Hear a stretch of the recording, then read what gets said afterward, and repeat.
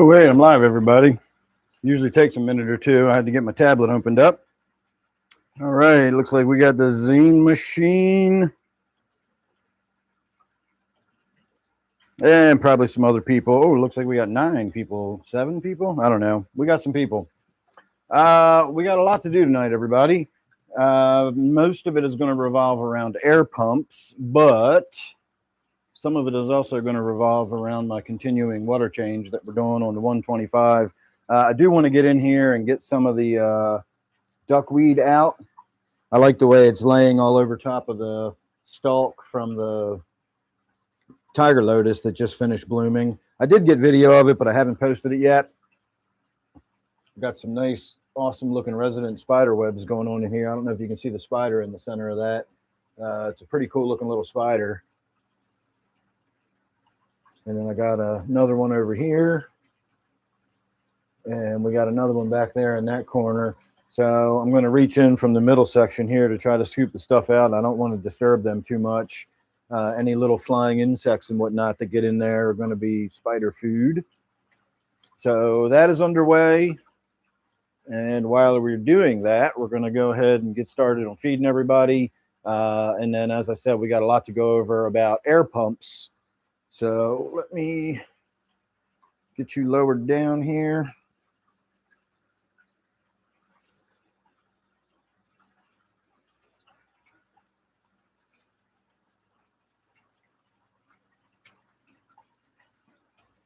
And we'll start by feeding the goldfish. They have been waiting a while every time I've walked through here, and I've been in and out quite a bit this evening. And they keep swimming up to the edge thinking they're going to get fed every time I come in, but they haven't. I think we'll start by putting a little bit of food up inside the tower tonight, see if we can get some fish to go up in there. We haven't done that in a while.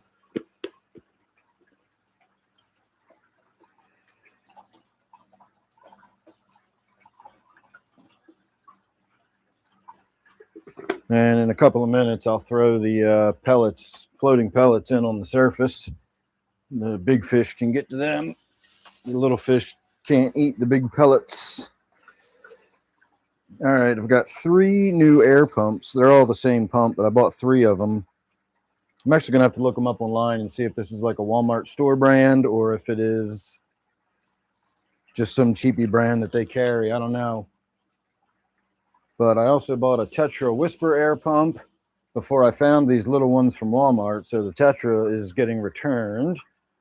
Yeah, we've definitely got some big fish up in the tower. Those koi are getting friggin' huge.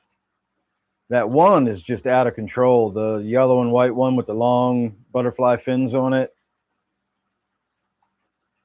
It's noticeably larger than the other ones, and even the other ones aren't small. Hey, Joe. I'm glad you were able to make it as well.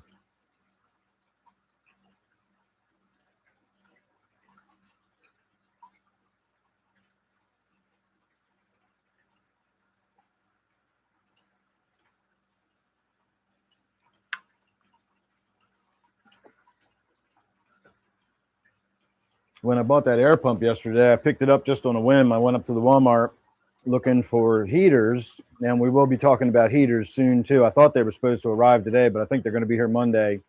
So next week's live stream, we'll talk about heaters. But I got home from the Walmart after picking up this air pump. I thought, it's $10. I'll give it a try. It was $10.12. So $10, we'll give it a try. And I don't know, like an hour after getting home, I realized that I didn't know where the air pump was, and I didn't remember taking it out of the bag when I brought it home. And so I thought, oh, damn it, I must have left it sitting on the cash stand up at the Walmart. And as I was driving, taking my bike, riding my bike back up there, I vaguely remembered like loading the bike up. I had a bunch of shit, and I took the air pump out of the bag with the groceries and stuff that were in it, and I set it in the shopping cart, thinking I'll put all the groceries away in my milk crate in the back, and then I'll just throw the air pump in the little basket on the front. And I never, I just completely forgot about it and drove away and left the air pump sitting in the basket.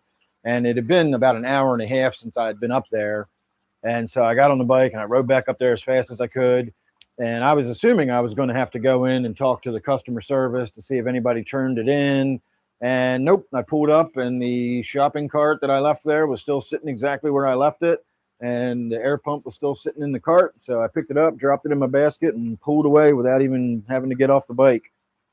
So that was a lucky one for me. But I checked the air pump this morning. I plugged it in, and I'll tell you more about it when we get to the tank. And I was amazed at how much air this thing moves for the fact that it's rated for a 5 to 15 gallon aquarium. And compared to the Whisper air pumps, I'm really impressed. So I might have to start thinking about different air pumps. Dark night. Well, again, we'll talk more about the air pumps as the evening goes on. If you can hang out for a little while, Joel, because I do have a story. I learned myself a lesson the other day, which I can tell you quick enough while we're finishing the feeding here. I don't know who it was. I'm tempted to go back and look at the chat on the live stream, but when I did my members live stream on Wednesday night, I had told everybody that I initially thought, because I was just getting a trickle of air coming out of the air stone, my initial thought was that the air stone was getting clogged. They tend to do that over time. They mineralize and, they just stop moving air as well. And so I replaced that and I got nothing. And so I was thinking, now I got to replace the pump. And one of my viewers, one of my members on Wednesday suggested checking the check valve. Why don't you just replace the check valve? And I thought about it for a minute and I was like, it's, it can't be the check valve because the way they work, it's really simple. Either they work or they don't. And so I just dismissed it out of hand as that's not the problem. And so when I got this new pump at Walmart, which I don't regret getting, again, I went back up and bought 2 more. So I have 3 of them now. I put the new air pump on thinking, well, this will definitely, be a difference. Because again, I assumed the air pump was what wasn't working right. And I got the same tiny little bubbles coming out of the air stone. So I thought, well, the new air pump comes with its own check valve. Why don't we just use the new check valve and see what happens? And I put the new check valve on and I've got like mad bubble airflow coming through the thing now. So it was the check valve all along. If I had just listened to what this person had said, and I'm not trying to make the point that like I don't listen to my viewers or I don't take advice from people. I do all the time and I learn stuff all the time. The lesson for me in this is just stop making assumptions. I thought about how the check valve worked. I made the assumption that it couldn't be that. It's a stupid little check valve. Rather than going out and replacing the air pump, I should have just put a new check valve on it. And if that didn't work, then I could have looked at the air pump. But you always start with the easiest and least expensive shit first. If you're troubleshooting something, I always use the example of, if the machine doesn't work, you don't start by taking the cover off and start rooting around inside to see if you can find something that's broken. You start by checking to see if it's plugged in. And then if it is, you check to make sure that plug has power. If it does, you then check to make sure the machine is actually turned on. You start with all the really, really simple stuff and you get to the more and more complicated stuff. You don't just go right in and start with the complicated shit. And that's what I did. I thought it was the air stone when it wasn't. I leapt right to the other end and said, well, got to be the air pump. And I never bothered to even replace that check valve just to see what would happen. And it was the check valve the whole time. So that's my little story and that's my lesson. And that's the end of feeding the pond. We're going to move on to the actual fancy goldfish tank now.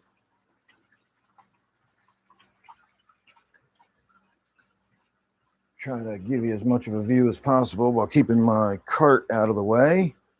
I really do like this hospital cart I've got for putting my laptop and everything on. And I don't know if you can hear this or not. I'm going to hold my speaker into the back for a minute and tell me if you guys can hear this.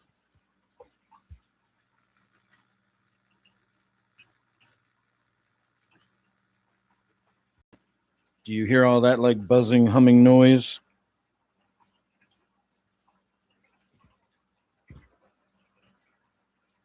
Because if you do, that is the air pump that we have in the back of the tank. That's my behind my big 125, and that one is the big 100-gallon size tank from Tetra, and it has two air hoses, and one side's not working, and so I only have one air hose running out of it, and then I have another another air pump back there doing the other hose. So that rattling noise you're hearing is coming from the side that's doesn't even have an air hose connected to it. It's just it rattles and doesn't work. So more of what we're going to do with air pumps tonight is I bought some rebuild kit for the 100 size, and so we've got both of the guts to replace, and so we're going to rebuild that 100 and see if I can actually get good airflow blowing out of it again by using the rebuild kit. The rebuild kit was $17, and a new air pump that size was $40. And we'll talk more about price of air pumps when we get around to it too, because the one I got at Walmart was a great deal, and the one that I'm sending back was actually a good deal for what it is, but it was still like well over twice what I paid for the little one I got at Walmart, which probably moves as much, if not more, air than the one I'm going to be sending back. So as I said, this is going to be a very air pump centric live stream tonight.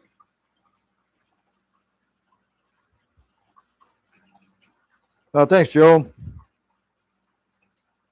Neil.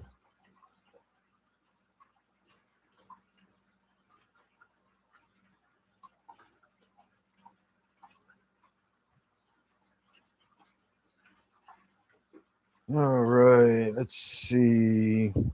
You guys couldn't hear that rattling noise. Hey, Anna, how are you? Oh, God, I hate drones. Oh, I do too, Joel. I was out the reservoir one day on my kayak, and somebody was out there flying a drone. If I had a shotgun with me, they wouldn't have been flying a drone anymore. God, that was fucking annoying. All right, look at this before we move on.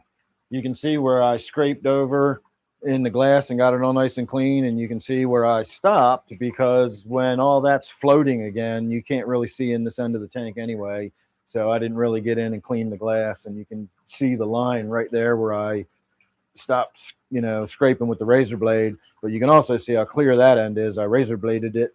So once we get a little more of this water out of here, that's all tannin stained, and we fill this tank back up, it is absolutely going to sparkle by the time we get around to feeding that one tonight. So that'll give you something to look forward to. Yeah, we're going to get some of that duckweed out of there. I've also set the my shrimp trap. I don't know why it was called a snail trap. I've got the shrimp trap set up in my 10-gallon shrimp tank, not the little one here on the pond, but my former quarantine tank. And so we're going to try to catch a bunch of shrimp, and we're going to throw them into the Great Wizards tank tonight, or possibly I might throw them into the discus tank, because I haven't seen any shrimp in there in a while, and I always had shrimp in that tank living amongst the discus. So maybe one by one the discus have weeded them out and finally picked them all off. I don't know, but we'll find out. Again, we'll catch some some shrimps later. God, I'm insist on calling them snails. Anywho, that's what we're doing. I'm going to go get my seahorse, and we're going to do a dab. Actually, you know what? I might get my bong, and we might do a bong hit to start the day off. I've been doing dabs all day.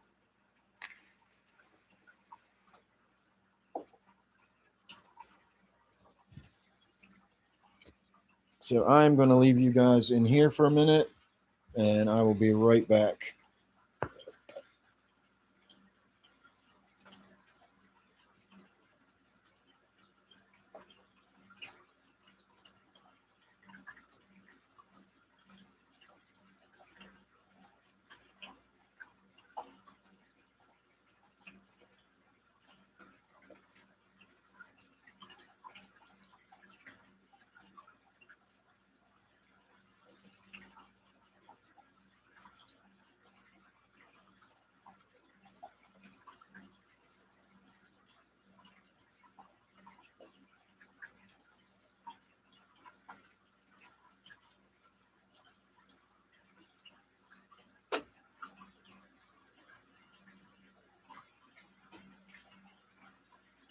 All right. Give me a second. I'll get you clipped back on here.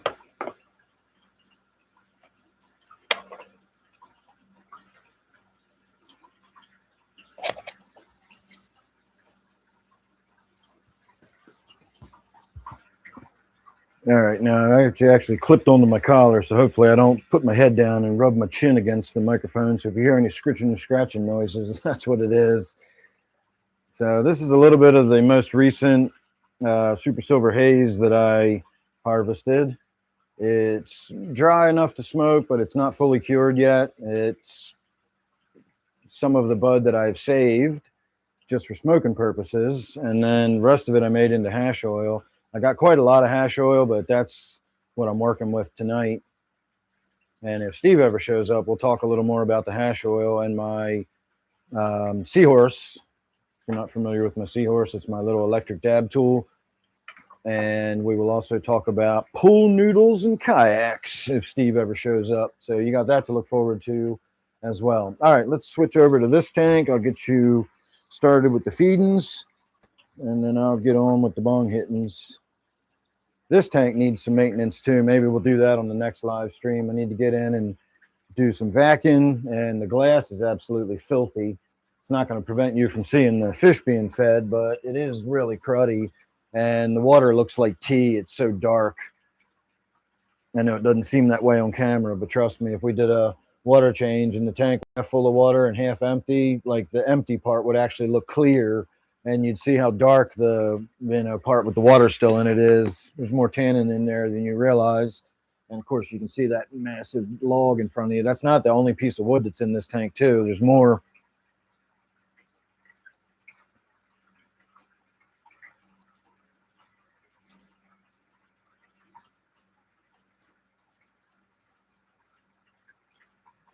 Yeah, I feel bad about the Discord. I thought about that the other day. I haven't actually even looked at the Discord in so long. Thought about posting some of my stuff there, and then I was just like, whatever. I'll show it to people in the live stream. We're not. Who cares? I really hate to say it, but I really am losing the interest in YouTube. I just feel like I'm burning out on it, or I'm just getting tired of it. I've been doing it for so long. I've shot video so far of my tiger lotus blooming. I never even posted that. That was a couple days ago, so maybe I'll get around to posting that. And I'm thinking about shooting some videos about these air stones and possibly even the heater, because the heater I bought from Amazon, and I can use that as a double whammy. I can post a video about fish keeping, and I can also promote something that I could move on Amazon and maybe make a little money off of it. And then if I talk about it enough on Amazon, I can actually write the expense off on my taxes. So for that reason alone, I should at least shoot some video about my heaters. All right, everybody, cheers.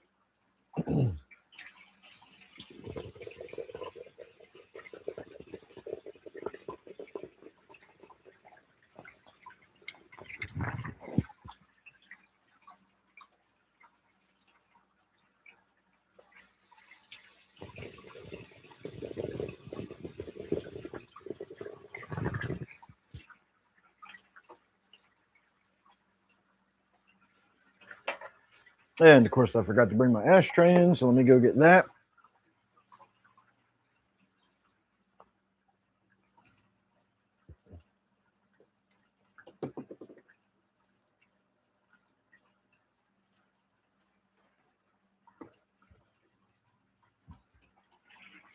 All right. Forgot I have the microphone on me again. I thought I had to come back in here to start talking, but I don't. All right, we're getting pretty close to flipping this water around. So I'll do a dab, and then I'll blow my dab into the empty tank, and you guys will see how much of a dab I actually do. I have, if you're familiar with the Seahorse, I take the number 5 tips, which are probably the best tips for getting a big old hit. And then I actually very, very, very, very carefully drill them out a little tiny bit to widen the hole. And I was practicing tonight looking for ways to make my hits even bigger, and I figured out a way. You can actually get the well, if you use the edge of the tool and you just put it right on the edge, you can actually get a little puddle of the stuff boiling, And if you inhale gently, you don't suck the liquid up. It just boils away, and you can just keep hitting and hitting and hitting. So that's what we're going to do. I got to warm it up first, and it takes 15 seconds to preheat. And of course, that feels like a month of Sundays while you're standing here waiting. So that's what we're going to be dabbing on.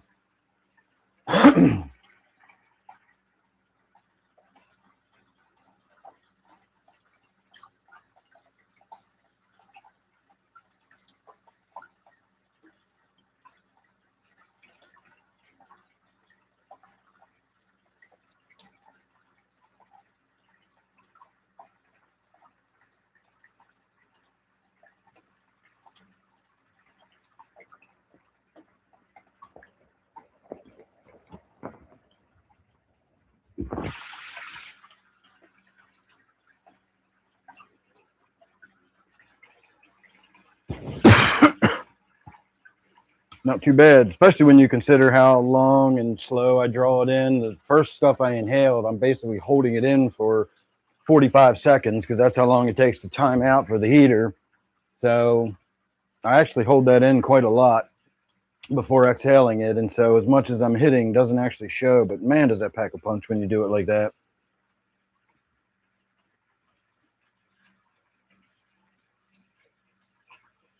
Shylex, hello.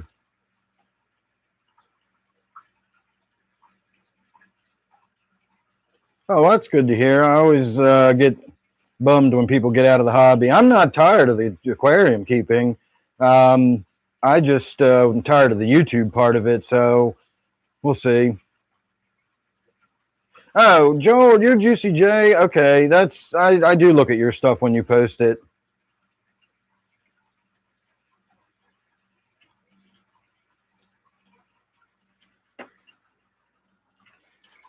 All right, let me go reverse that water before I drown my fish on dry land. It actually isn't too bad on this end, but if you look at that end, look how shallow it is up at that end, because this tank is, none of my tanks are level.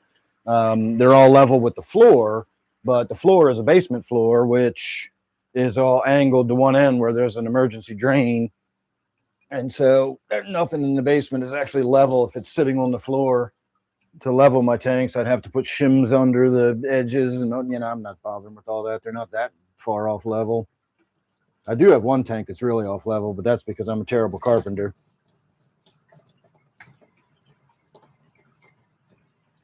All right, we are filling.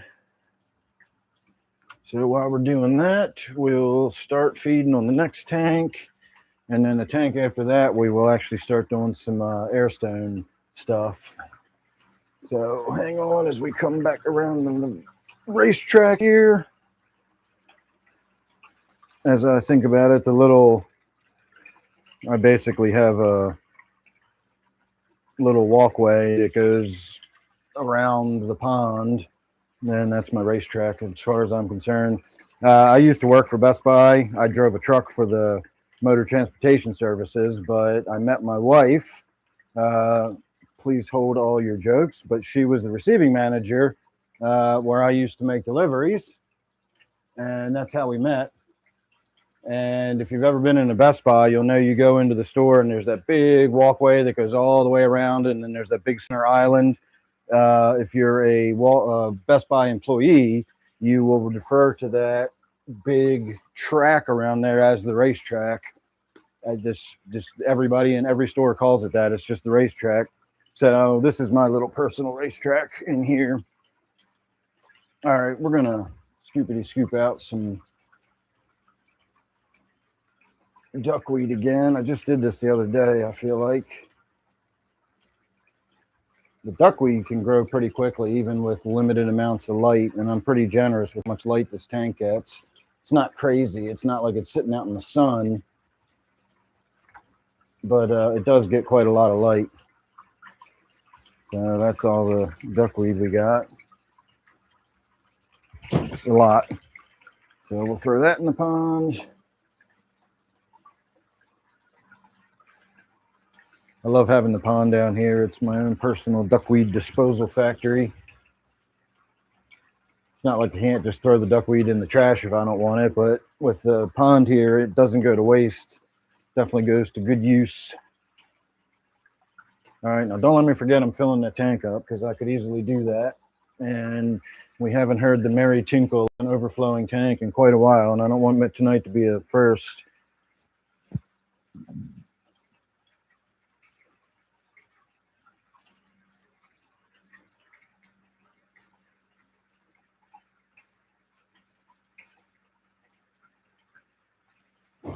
Making a video. What about burning out? I'm not sure I'm following you there.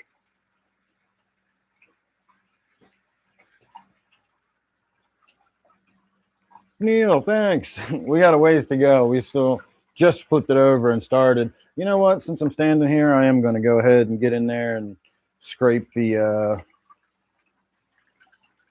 other end of the tank, since there's nobody down here.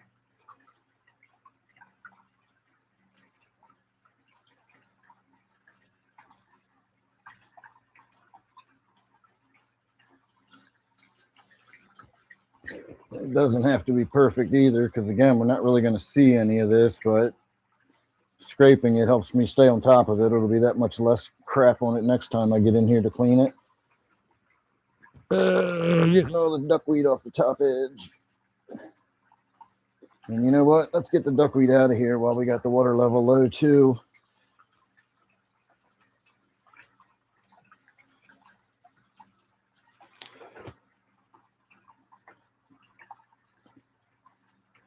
I'm using the razor blade like a squeegee. All right, that's good enough. That'll be pretty clean by the time we get it filled up. Again, you're not really going to see it all that much.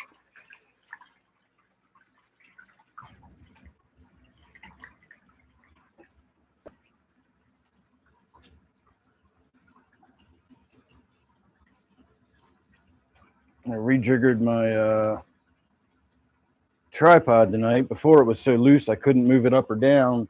I mean, I couldn't hold it in place. It just kept sliding down no matter how hard I pushed the little wedge thing in there. But I reshaped the wedge tonight, and now it wedges in so tight I have a hard time moving it and pulling it out. I guess that's better than having the camera keep dropping and falling down on me. All right, I'm going to go in underneath the side here, like I said, to keep the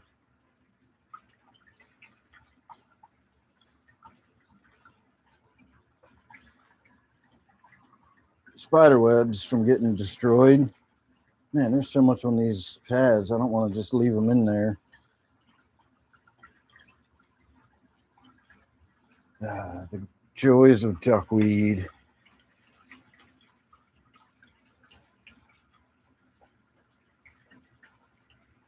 I should probably wait till the tank's actually got water in it again. This is not working out. All right, I think we're going to come back when the tank's got some water in it.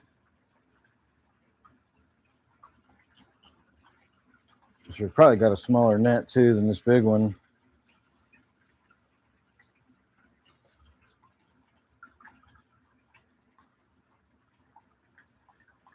Well, I guess we're doing all right. I'm not trying to get it all out, of course. I'm just trying to reduce the population a little bit.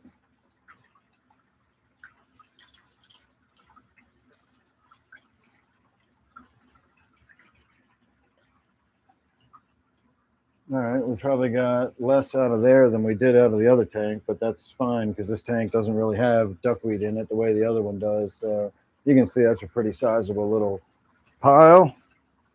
Into the pond it goes.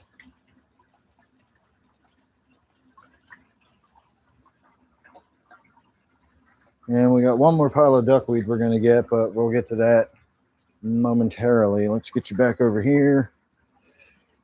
And we're going to move on to the 55 now.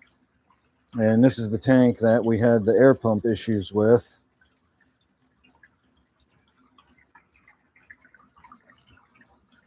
All right, now let me move my monitor so I can see you.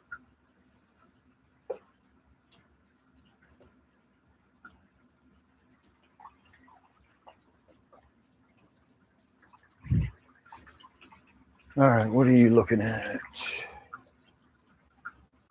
Let me close the lid on the 125 too. That'll help with that glare a little bit.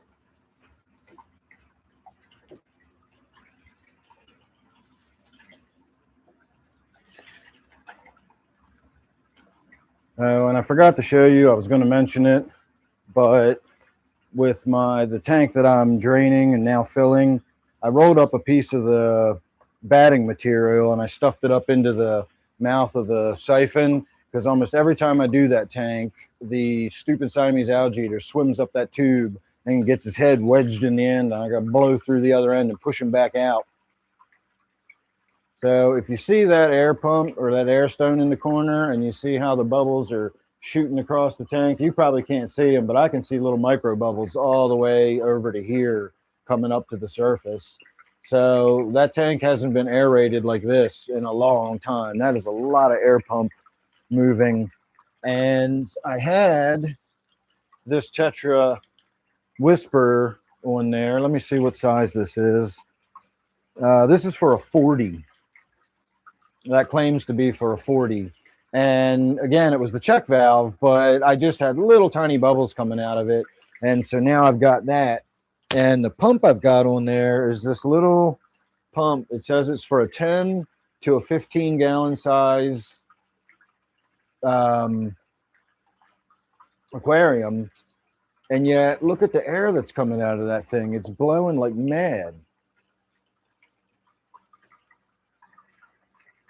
So that is supposed to be for a 10 to a 15 gallon aquarium. I would put a valve on that, a reducer valve on that, and slow the flow if that was in a 10-gallon tank. In a 10-gallon tank, it would move the water around like it's boiling. So that's going to be plenty for my 55. And worst case scenario, if I have to put 2 of them on my 125, that's still more air than that other tank or that other pump is moving right now. And these little aquarium or these little pumps, I got 3 of them. Oops, sorry. And it tells you how much air it moves. So $10.12 for that little thing. And it's a really nice little pump. I'll get it out and show you.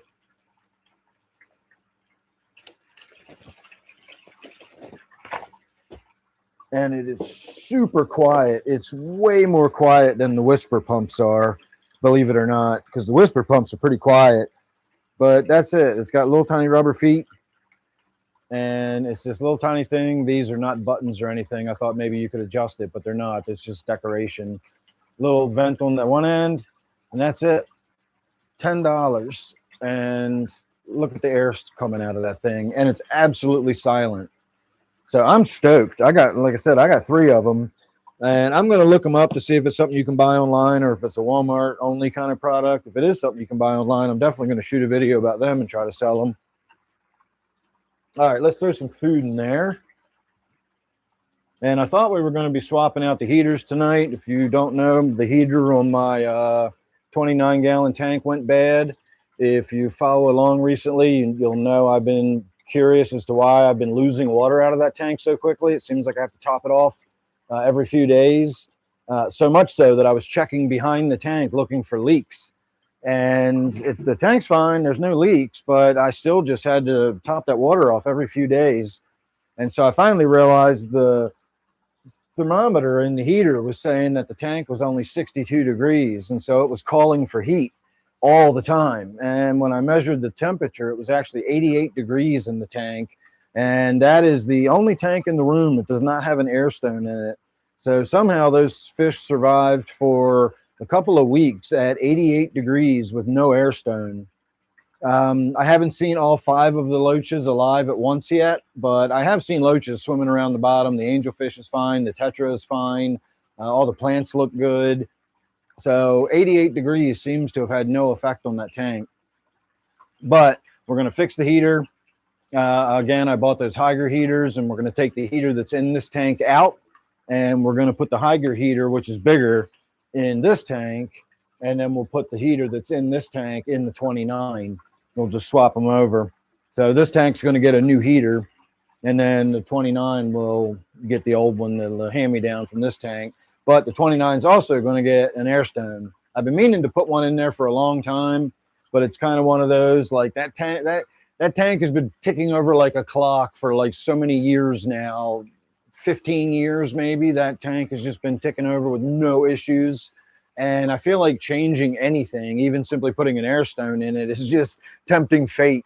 You know, I'm just asking for something to finally go wrong with that tank.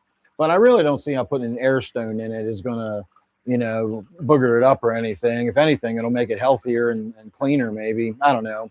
And we also need to do something about the light in that tank still. I still haven't fixed that yet.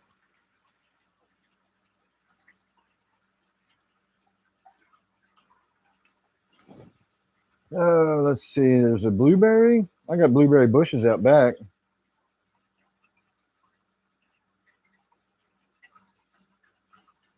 Oh God, we've had the nicest weather. For once, you guys get to hear me. You notice I'm not even talking about the weather. I'll get to it at some point, I'm sure. But normally, you hear me bitching and whining and complaining about the weather. It's just been absolutely fabulous. It's been the day I've been asking for, like 3 days in a row so far, and I think we're going to get several more.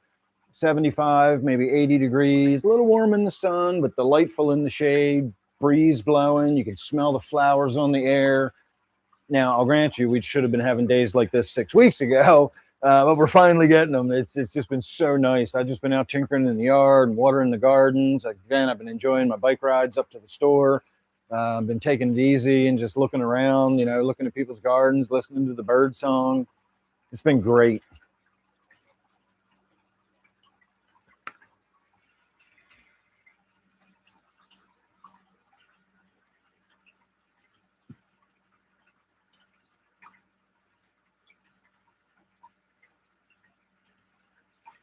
Oh, let's see.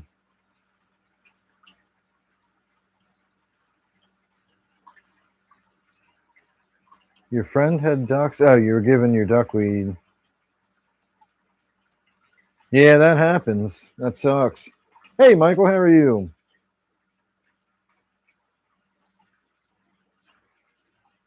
90 in Nebraska? Damn. That means it's coming my way. The red-tailed shark's doing pretty well. We actually see it swimming around a bit more now that I did the haircut on this tank, and you can actually see in there.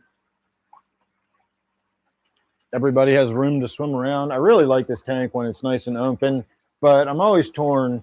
I do like it when it's just covered and filled with crypt. I get comments about it all the time. Everybody thinks it's amazing looking, but it's like a haircut. That's why I always sort of joke about the tanks getting a haircut. It'll grow back. I always tell that to people. They get all upset. They get a bad haircut or something. It's just fucking wait a little while. It'll grow back and you get a different bad haircut, you know? And so in 3 months' time, by the end of the summer, you probably won't even be able to tell I did anything in here, and we'll have to get in there and do it all over again. So I get to enjoy both. I get to let it fill in and grow. I get to watch it grow in and get thicker and thicker.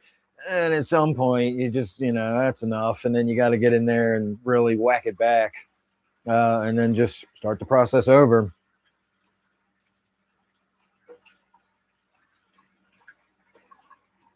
All right. So we talked about the air stone in that tank. The heater was the thing I wanted to do with that tank, but we don't have a heater tonight. And we are going to rebuild that other air pump. So if you're interested in seeing how I take the air pump apart and rebuild it and whatnot, we will be doing that when we get done feeding everybody. So stick around for that or don't. That's up to you. All right, nothing really going on in here. I should probably get in and do some maintenance on this one too. This tank always needs maintenance. I think I've decided that the reason I have so many issues with this tank, and by issues, I mean just a lot of algae, a lot of cyanobacteria. I never really have problems with the fish themselves, but the tank is just rough on the maintenance and always looks like it needs maintenance, no matter whether I've just done maintenance or not. And I think it's probably because I got such a heavy bio load.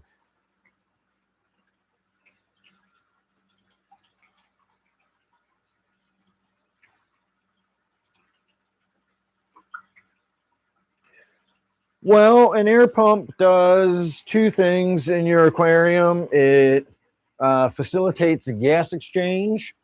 That's usually the case that it adds oxygen to the air, but not because it's putting oxygen to the air. It's just or into the water. It's making that readily available. So if the water is able to absorb more oxygen, it will.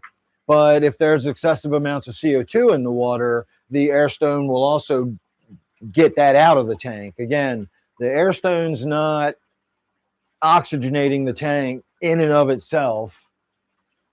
It's just facilitating gas exchange. So it's just allowing the tank to absorb more oxygen or get rid of more CO2 or both. It's not a seesaw. You can have high levels of both or bleed one off while increasing the other, etc. So there's a saturation point where the water just can't hold any more oxygen.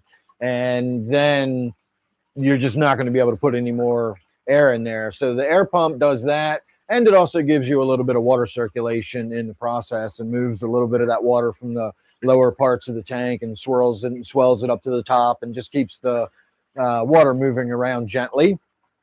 Probably not as effective as a power head, but it does move water for you. The main thing it does, though, is it just facilitates like absolute maximum efficiency for gas exchange.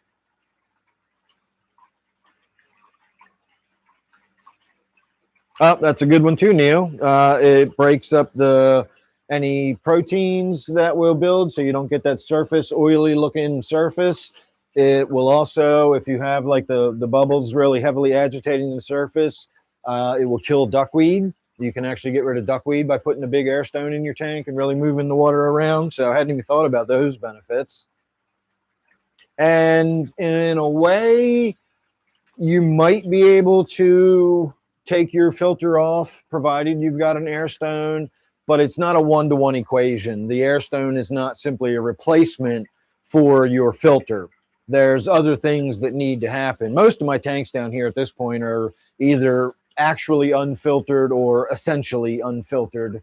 And I'm weeding out all of the filters over time. So all of my tanks eventually are going to be, by a technical definition, they'll be unfiltered tanks.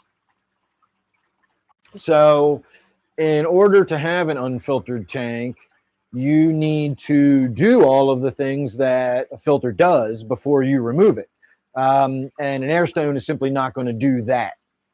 So what the filter does is it moves a lot of water around your tank.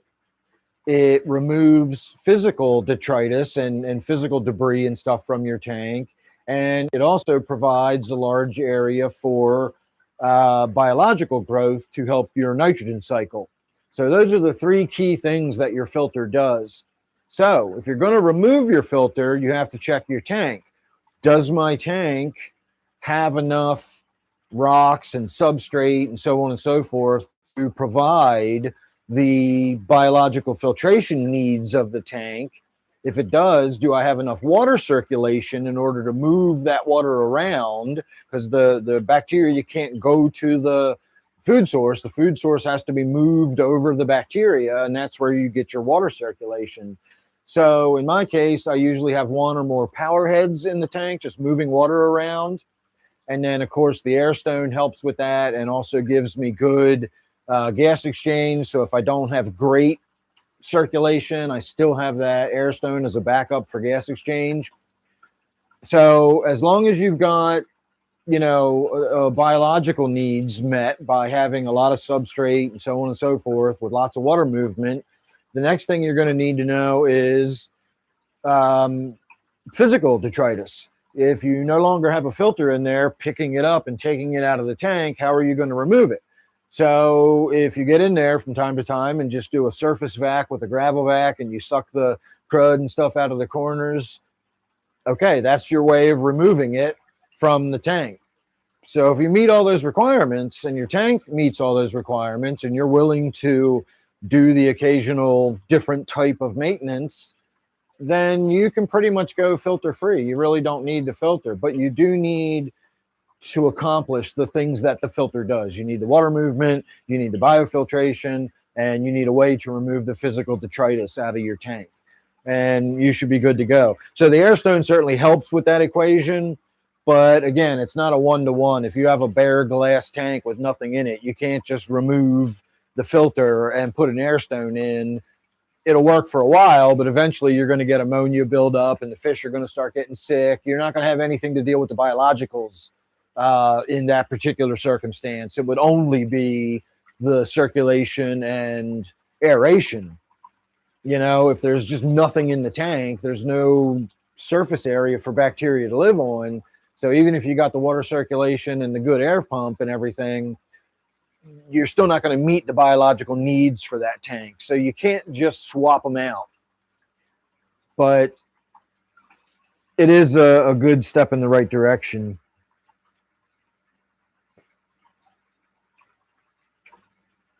Well, air stones are not bad for plants because in my tanks, which are all low-tech tanks, meaning that I do not inject CO2, the tanks aren't going to be able to absorb any more CO2 than is either available in the atmosphere or is produced by the fish. Now, I've watched myself. I do have a CO2 meter, and over the last decade or so, I've watched the average background CO2 go from around 300 parts per million to about 410 parts per million normal background. And so for my low-tech tanks, I've got enough CO2 dissolved into the tanks, and the air stone's not going to remove any of that. It's just going to facilitate the maximum amount of what everybody needs. If you're injecting CO2, that's different. That's not like an air stone. That is actually pumping CO2 into the water, and water can hold a lot of CO2. I don't even know if there's a saturation point because it becomes carbonic acid once it binds with the water. And I just think you can just keep adding CO2 to the water, which is why you got to dial it in when you start doing these high-tech tanks. You can't just turn it on and go. You got to dial it in to get the parts per million right, because if you go too high, your fish will die. And I'll explain why in a minute. So those tanks where they're forcing CO2 into the water, they will run up to 30 parts per million, maybe between 20 and 30 parts per million CO2. My tanks are probably 4 or 5 parts per million CO2, just natural background.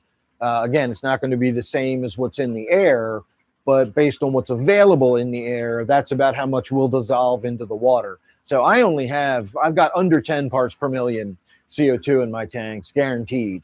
If you're injecting CO2, you can have as much as about 30 parts per million.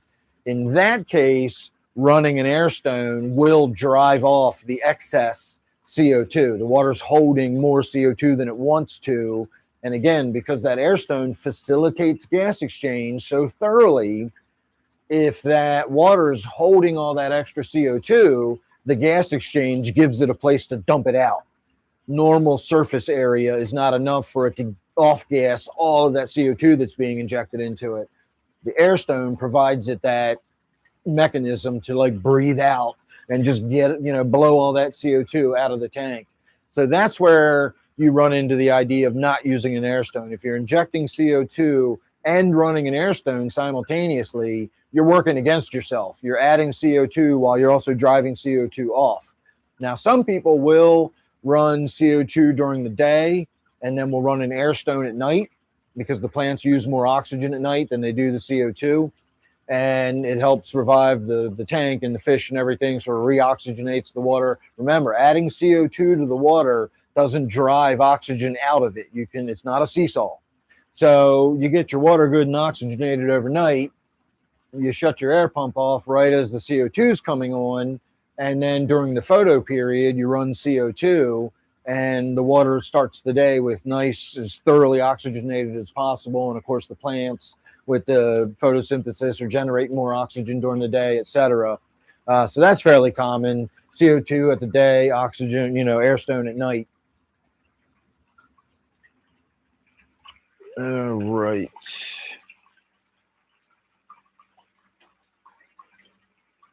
Why do pet stores not have gravel fish tanks? Ease of maintenance, cost. Hey, JP, how are you doing? Why would they spend money to put gravel in all their tanks and everything? They're not fish tanks. They're spaces on the shelf. You know, it's like asking why they don't have nice Easter grass all tucked around the boxes of cereal in the cereal aisle at the grocery store. Why would they do that? They don't intend that cereal to live there. It's not to look pretty. It's just sitting on the shelf waiting for you to buy it. They want it on that shelf as little as possible. That's what the tanks at a fish store are. They put a few little couple things in there to make it look like kind of aquarium-ish. So it's not a bare glass tank. They'll use overstock of live plants that they sell. They might throw them into a few tanks just to make it look a little more tank-like. But they're not fish tanks. They're holding cells for stock to be moved through. And so they're not going to give themselves extra maintenance. They're not going to spend money on putting gravel. You know, that somebody's got to pay for that gravel. And then it makes the maintenance even more difficult. The fish aren't as easy to catch, you know, so on and so forth. So there's a lot of reasons that a fish store won't use the gravel.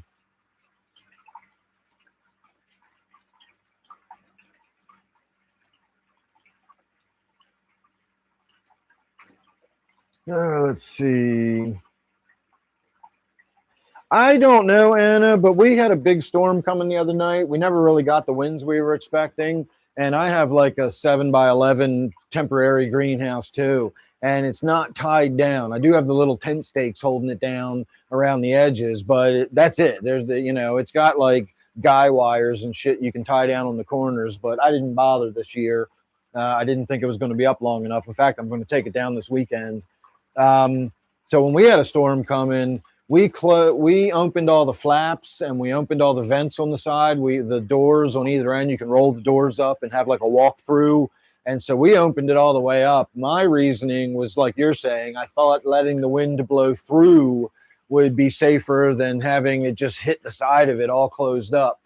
I don't know if that's right or not, but that's what I was going to do. For all I know, having the vents open is the worst thing because that lets the air blow in and it blows it right off the ground. So I may have done it wrong, but we'll never know because we didn't get the wind. But that was my first thought too, was to open the doors and everything and let the air just blow through it rather than hit it.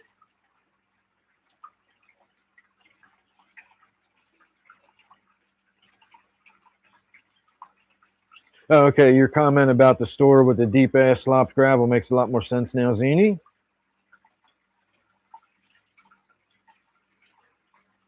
Well, the little air pump that I just bought, it's a small air pump, but it moves a fair amount of air. I've been using one in a 55 and it's plenty.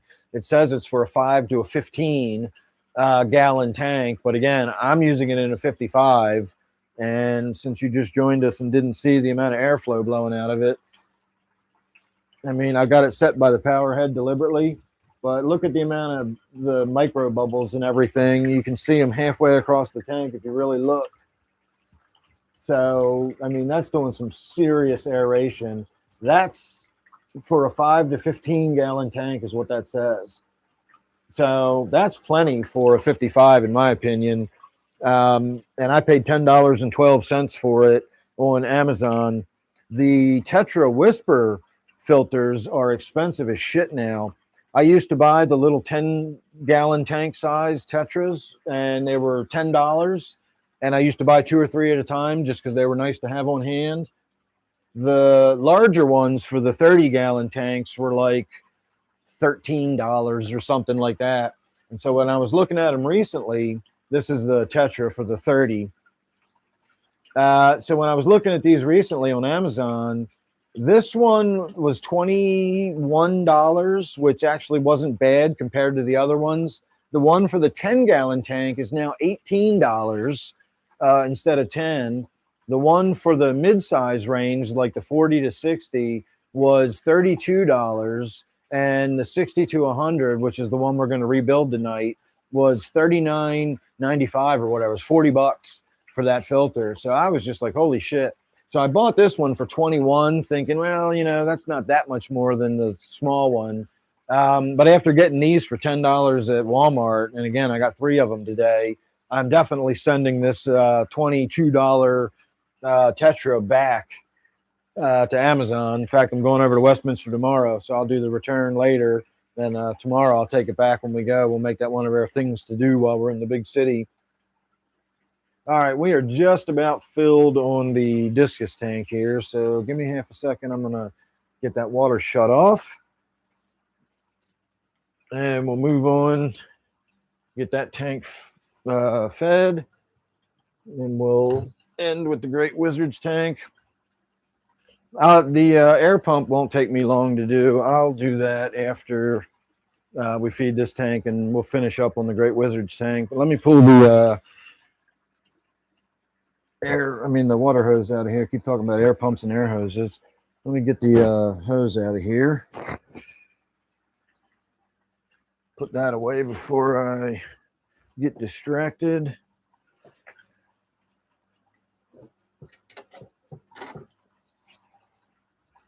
I will say with the ADHD, for all the years I tormented about whether I wanted to identify how my brain was broken or does it matter? Who cares if I put a label on it?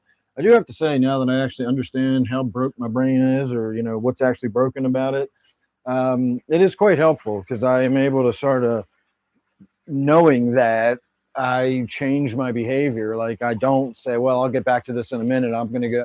I know that I won't. I know that I'll just forget and wander away and never come back to it. So now I finish a task before I do the next thing. And so it actually has been kind of helpful in me modifying my behavior to sort of work around my own difficulties.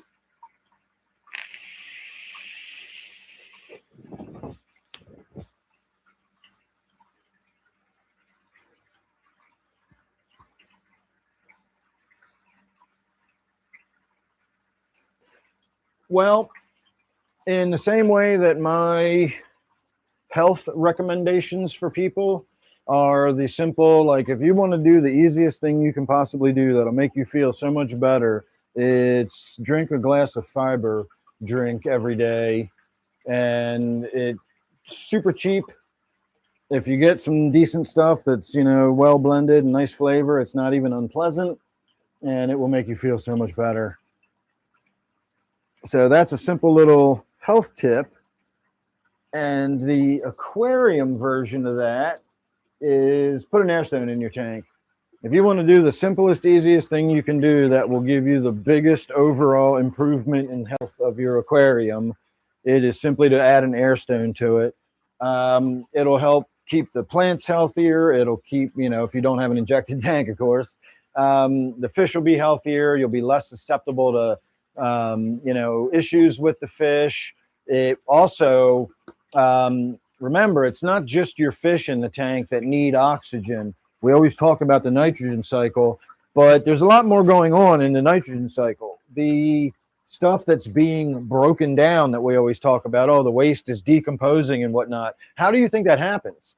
That waste is being oxidized by microfauna in your tank, bacteria, microbes. That process uses up oxygen. So if you've got a heavily stocked tank, it's not just that you've got a lot of fish in there, you've got a lot of waste that needs to decompose, and that needs a lot of oxygen. So simply having the air stone in there and good water circulation will just break your, if you've got a good, healthy biological life in your tank, it'll break that waste down really quickly, which prevents, unwanted bacteria and potential fungus and stuff from growing in the tank. So adding an air stone to your tank is the simplest thing you can do just to make the tank healthier overall. I used to hate air stones. I never had them in any of my tanks.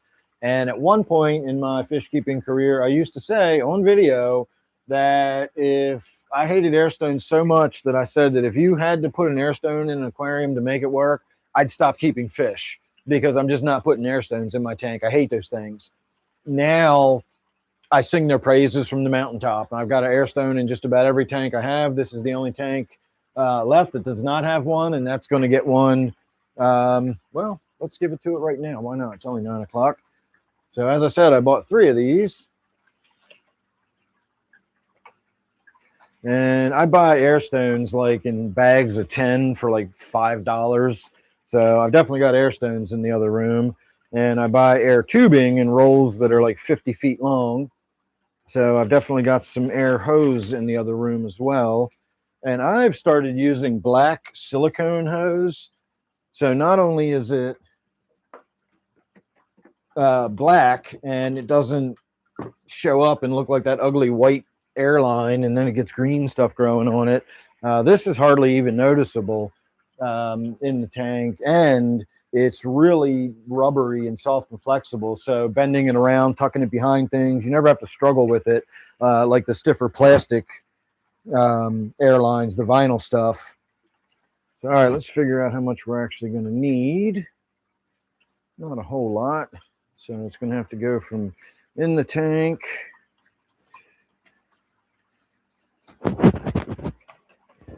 Somehow it got all tangled up on itself. It didn't unroll properly. So we're going to have to go from into the tank to down the bottom. So if we cut that much, that'll be a foot or two extra. And that should be plenty. All right, next thing we need to do is install the little check valve. Those are very important. If you do add an air stone, it will most likely, if you buy an air pump, it'll come with these little check valves. Make sure you use it. You will thank me one day, although you might not, because you'll never know that it saved you. But if you don't have that little check valve in there, and what that check valve does, if you don't know, is it stops water from flowing back up the tube, and you place it just outside, right about here is where we're going to go over the tank. And so we're going to go down to about here and cut the line. And then when you put the check valve on, it will give you an arrow, or one side will say in, one side will say out. Make sure you get that correct. So you want the side that says in, coming from the end that the pump is on. And then you want the out to go out to the aquarium. All right, so we've got our little check valve installed. Next, I got to go in the other room and get me a air stone. And I'll just bring the whole bag in. So once again, on Amazon, you can get a bag of 10 of these for $5 or $6. And don't forget, I am an Amazon associate, and that helps earn me an extra little bit of money. If you use my Amazon link, I have an Amazon Associates link under all my videos. And so if you do purchase anything on Amazon, it really doesn't matter what you purchase.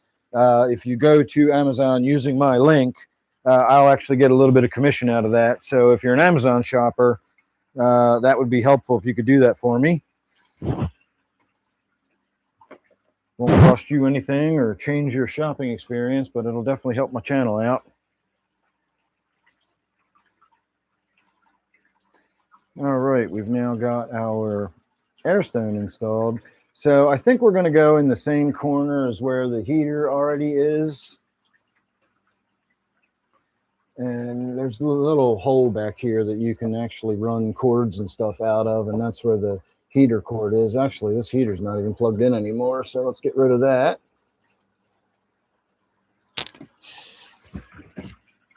Put that right in the trash. Put this back in the tank. Hopefully it'll just sort of fall into the back corner there. Whoa, calm down, angelfish. The angelfish likes to hang out in this corner, so probably not going to be her favorite idea I've ever had. All right, now I've got to go underneath my thingy here.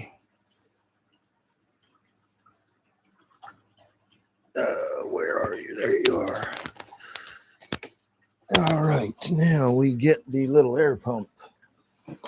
And we attach the hose to the little hole, a little nipple on the end there. And plug her in.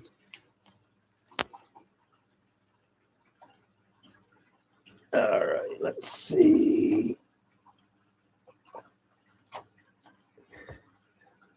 Yeah, that is super quiet. God, that is so quiet. I can't even hear it. And that works out pretty good because it's not right in the corner. So I don't think that's going to bother her as far as she likes to lay eggs on the glass and stuff back there. And so that'll be plenty. Hang on, let me turn the light on. Is that all the way bright?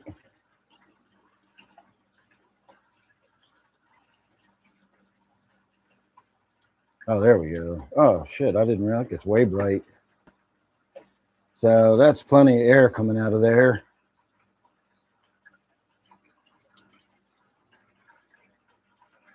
You can see how these 3 lights got burned out. That's when I spilled coffee on it one night. So I don't know if I can buy like little replacement LEDs to pop in there, or we're going to have to take the hood off and make it an open top tank. Not really sure what we're going to do about that, but I need to get that fixed. But all right, we got an air stone in the tank now. That makes me feel a whole lot better. Let me get you back in your perch here. I'm having trouble. There we go. All right, I'm going to see if I can get that even further down towards the bottom.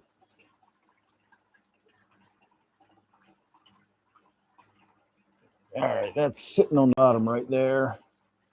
But I don't know if it tends to want to droop down.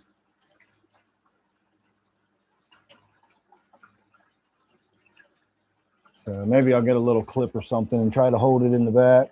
But that's all the way down on the bottom now, so that's perfect. And it's not really disturbing the tank, and you can barely even notice it in there. So I feel a lot better now knowing that this tank's got an air stone in it. Yay. All right, we're going to skip over the my betta tank here because that one needs some work too, and we're not doing that tonight, and we're not going to bother with it. We still got to rebuild that air pump after we feed this tank. Again, won't take long, but it is something I want to do, and it's already after 9 o'clock. So look how beautiful that looks. You can see all the way down to the other end now, even through the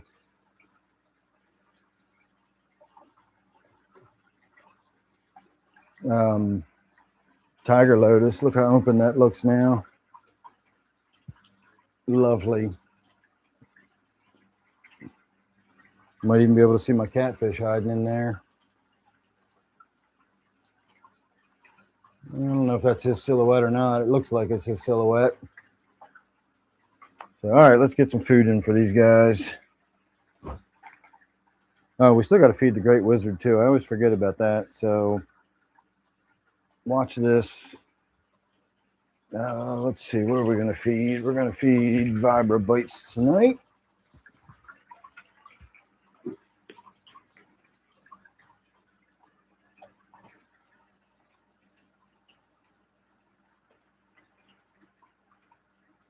Oh, I got to turn the filter back on this tank.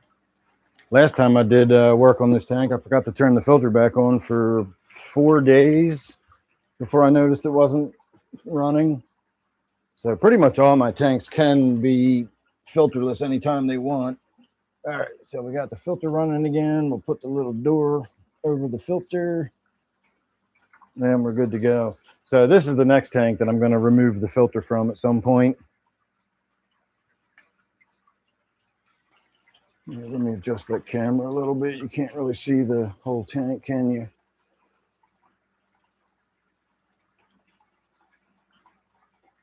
Much better.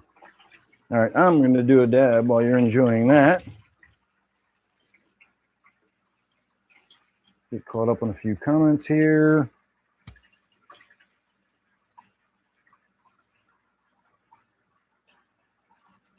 I don't know what African moss is, but it sounds cool.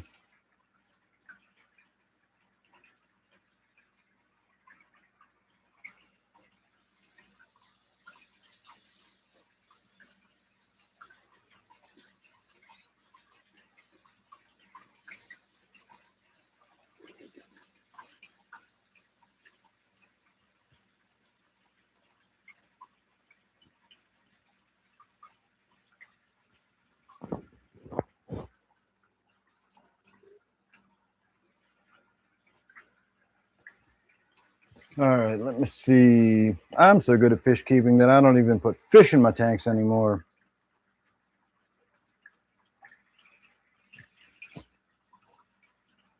All right, I definitely don't like having the microphone on my collar, and when I look down to read my comments, my neck rubs it.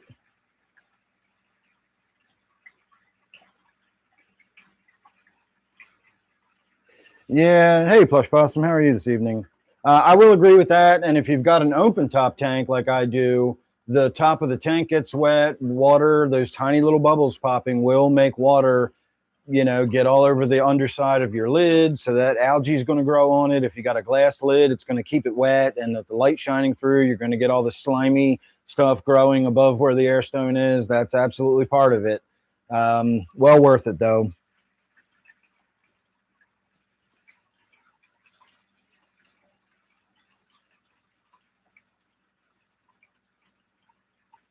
Oh, Anna, you can go underneath any one of my videos. And if you look at the description, I've got a bunch of default stuff set up.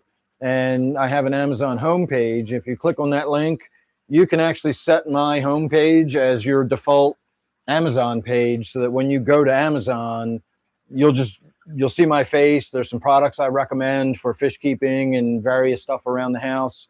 But you don't have to mess with any of that. All it'll just be going on Amazon like you normally do, whether you're shopping for dog food or baby shoes or whatever. So set my homepage up as your landing page for Amazon, and then if you just do all your shopping through that, I'll actually get little commissions off of it. Doesn't change your price or anything else. You won't even know once you leave my homepage. You won't even know you're there. But if you go through my link, anything you purchase within 24 hours of entering, I get commission on that, and it's helpful. I used to actually get a little bit of money from it every month, and then people just kind of dwindled away and stopped using it. Now I think the last payment I got was $16, and that was after 3 months. So every little bit helps. I'll take it. I'm not throwing away $16. Do you have a Walmart near you, Michael?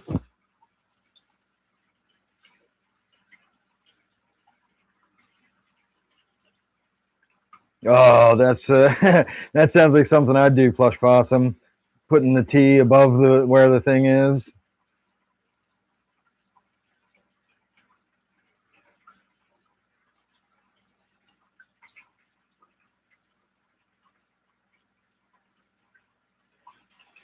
I do not have the spinning wheel filters.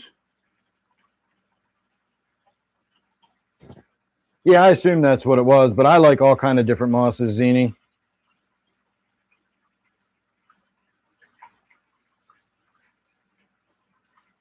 Oh, I could wear my hat. I do wear a hat all the time.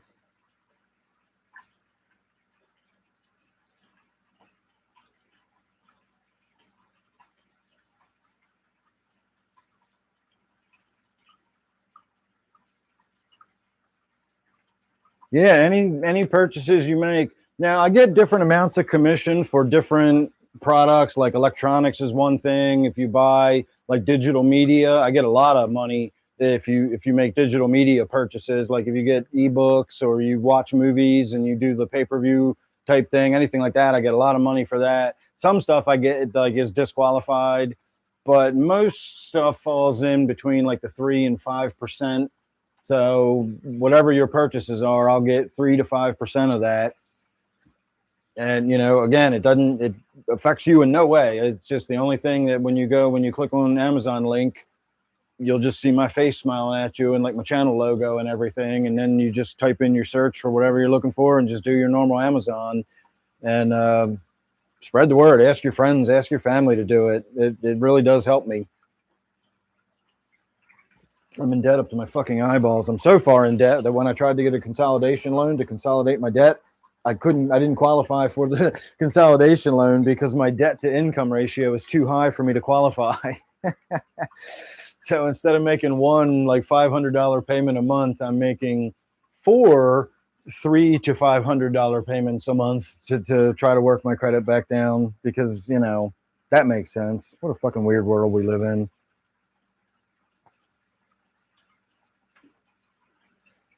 Super cute baby cat, whoever you were, hello. If you're still there, I see your message was retracted. I wondered about that name and wondered if that was like a sex bot and whether it was a real person or not. All right, I'm doing a bong hit now, everybody. Then we'll get moving.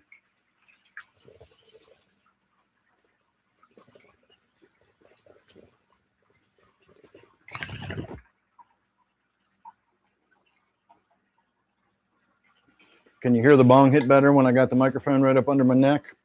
It sounded like we were doing a bong hit together. All right, the noise of this friggin' air pump behind me is driving me batty. So let's get that taken care of first. I know you guys said you couldn't hear it, but I sure as hell can. I'm going to put the microphone right next to it, and hopefully at that point you'll be able to hear it. So let me show you what I'm talking about real quick, and then I'll get the camera in position and you can actually watch the procedure as I do it. All right, everybody, here we go. Whoa, into the fifth dimension. Whoa. All right, so if we come back here, you will see, can you hear that yet?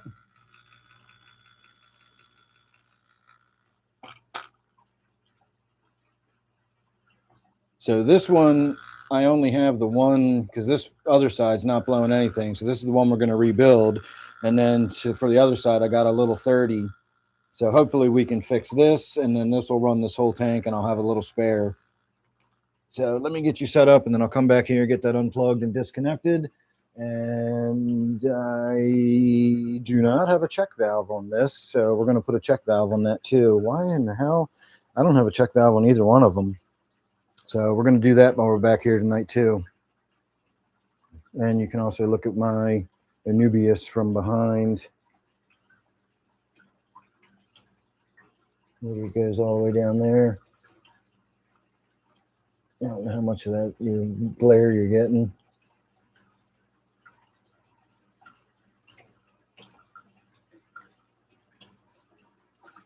And then, of course, that's what it looks like up top. Got some nice new foliage. Love the way this looks backlit.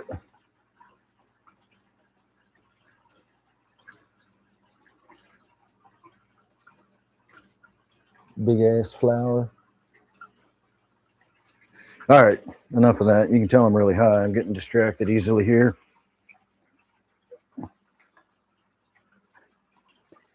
All right, let me get you strapped in. Get you lifted up near your big boy seat. And we're going to do the surgery right here, but I'll turn this out of your way so you're not staring at a weird version of yourself. And I will need a screwdriver, which I do know where it is. In fact, it's the same screwdriver I've used to take this thing apart every time I've done this. All right, we will also need the rebuild kit. So where did I put that? Here it is. All right, so that is the rebuild kit. And since we don't have a check valve on this air hose, we're going to just go ahead and pull the air hose way up here and drape it over the top of this piece of wood. And then that way the opening is above the top of my tank. Oops, I unplugged the wrong one. And it won't leak. All right, there we go.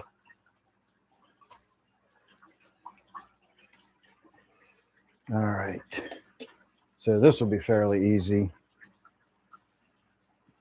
It's just some 4 screws on the bottom that need to come out.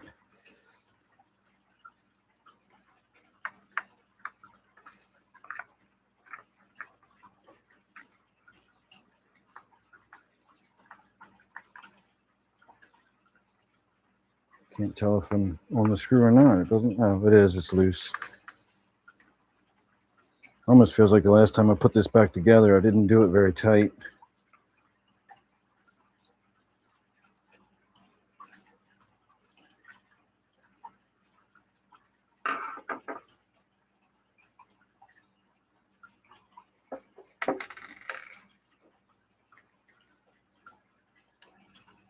All right.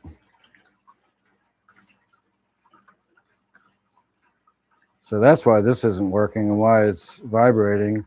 I bet we could fix that just by putting it back in that little groove. So if you see the way these work, the small ones are the exact same. They just have one of these instead of 2. Each one of these runs an individual vent. And the way it works is this is a magnet. This little piece right here is also a magnet. So with your alternating current, as it goes through this, the magnet changes from positive to negative 60 times a second if you live in America, 50 times a second or 50 hertz if you live in UK. And it makes that magnet go back and forth. And when the piece is mounted properly, that little arm moves this rubber diaphragm. There's valves in here that allow the air to only flow in one direction, so it goes in and then gets pushed back out by the diaphragm. So this little thing has come out of its housing. So let's pull that off and then slide it back down inside that little housing. Oh, it seems to be... I wonder if that little edge is broken. If it is, then even the rebuild kit won't work. So it's got a notch to go in one side. I bet I could crazy glue it on there as long as I don't cover up the valves. All right, let me set this down and try to do it instead of trying to hold it in front of the camera at the same time.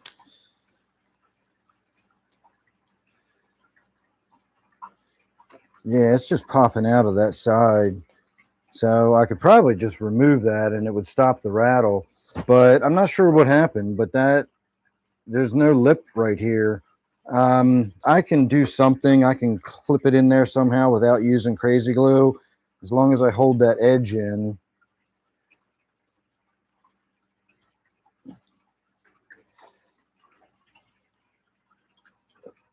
See, there's just nothing there holding that in. And all you gotta do is push them a little bit, it just pops it back out. So that's why this one's not working. So the rebuild kit is just 2 of these. And I don't need 2 of these because this one's working and this one can't be replaced. So, all right, at least we now know that since we've looked in there. So I'm going to throw this off to the side for the time being, and we're going to put one of those little 35, one of those little 5 to 15 that I just bought in place of that. But first, let me also go get some check valves. May as well do that while we're back there. Sorry for the camera view. I just walked away without thinking about that, but I got to find a couple of check valves. That's a T valve. That's 2 check valves in one bag. Sweet. Bonus.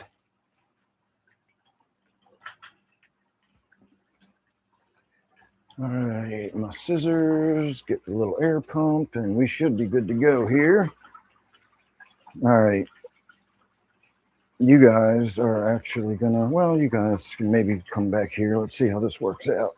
I'm bringing the whole tripod this time, so you can actually see what I'm doing, maybe, sort of.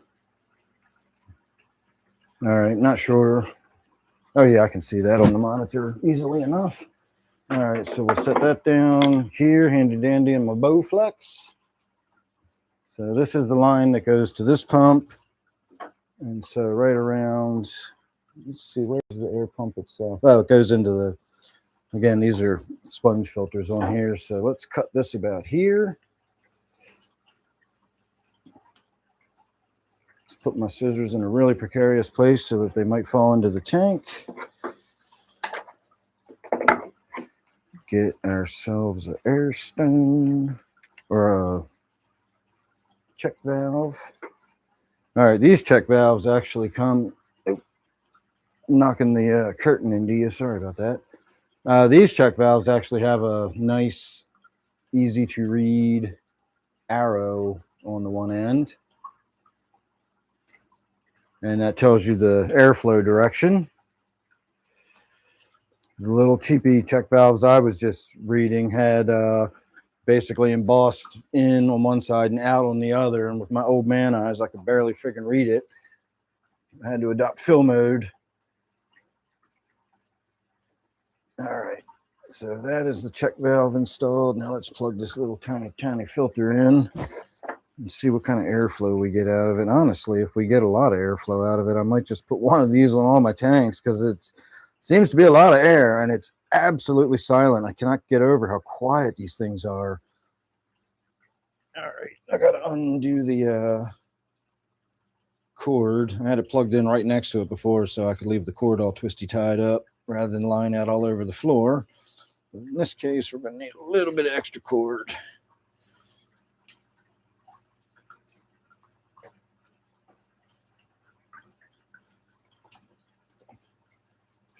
And we've got airflow.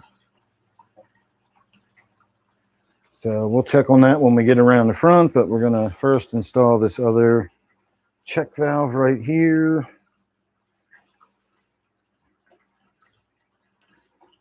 And this is strangely on one side of the tank and out the other, so we'll do that and get it on the right side. And we want the airflow going in this direction. And let's see, come here, air hose. No, you don't, not that easy. Yeah, Jesus. I'm working on it, people, hang on. This shit is being very difficult and uncooperative. Oh, God damn it.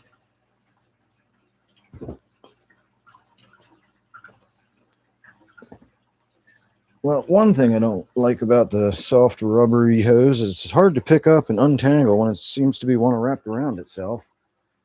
All right, we got there in the end. I was almost defeated by a stupid piece of rubber hose. It's the worst kind of hose to get defeated by. All right, God, it is so quiet back here now. It's so nice not having that fucking rattle. Because even when it wasn't really rattling, it was still making enough noise that it was just always noticeable. You could always hear it. So that's the amount of airflow we've got going through the one that is supposed to be for, let's see, what does that say on there? It's got to say it on there somewhere. This is the small middle, so it's 10 to 30 gallons is what this one says. And you can see the amount of airflow we got going through that. So this is the amount of airflow we got going through the other one. Definitely does not look like as much, but that's again rated for a 5 to a 13. It's also being forced through a long line and then through a check valve, and then it's blowing through a really clogged sponge filter. So I think if we unclog that sponge filter and got a little more free flowing through there, we'd see a little more air and a little more water movement. But that's definitely not adequate. We're going to have to get another larger pump. And this one I've got hidden so well, you can barely even see it back there. Whew. All right, everybody. I think we got everything done that I wanted to get done tonight. Now we still got to feed the Great Wizard. I will be able to hang out and relax at that point.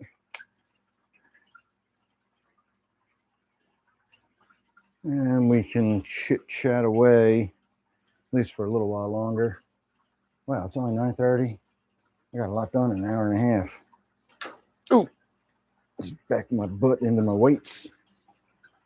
I miss my weights. I haven't worked out in so long. I think about it a lot, but then I never really actually get around to doing it. I'm sure once I get in the habit of doing it again, I'll sort of get back into it, but it's just been a long time since I've done it. Hang on, I got to move my monitor back so I can see what I'm looking at.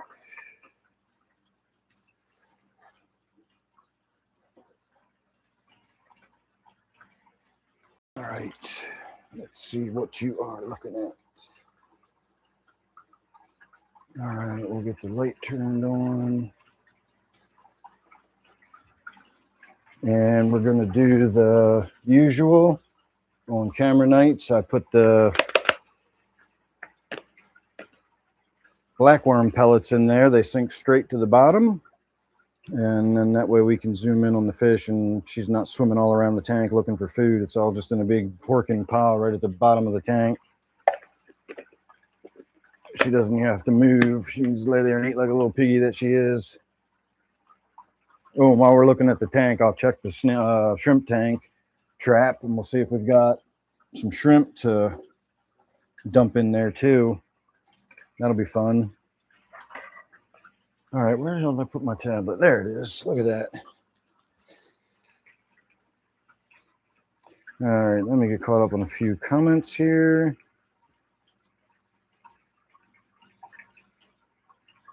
All right, let me get caught up on a lot of comments here.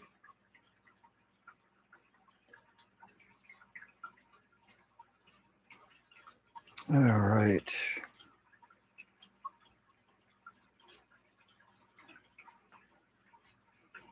Well, I keep my air pumps plugged in permanently, just like my heaters or my filter.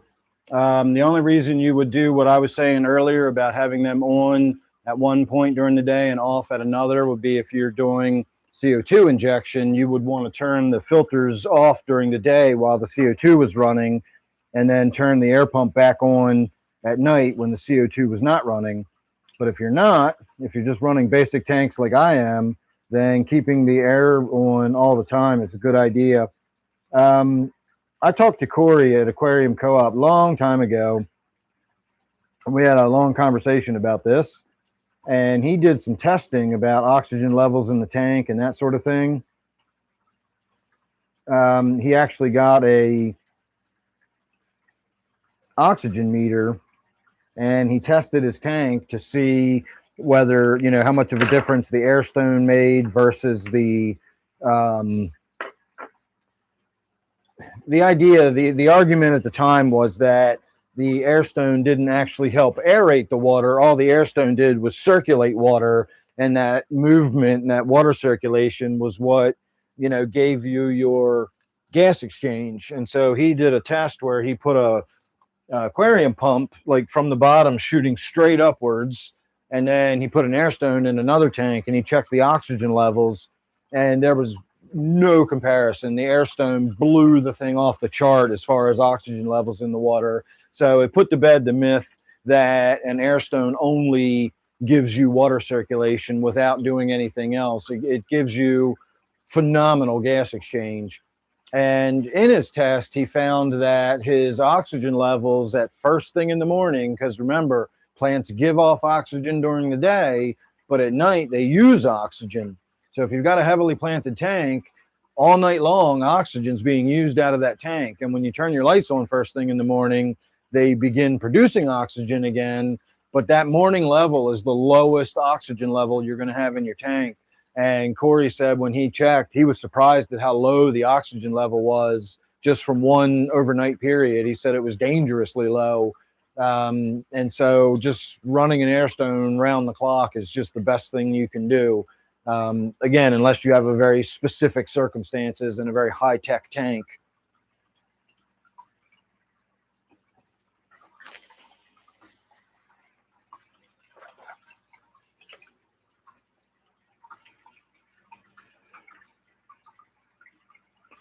All right, let me see.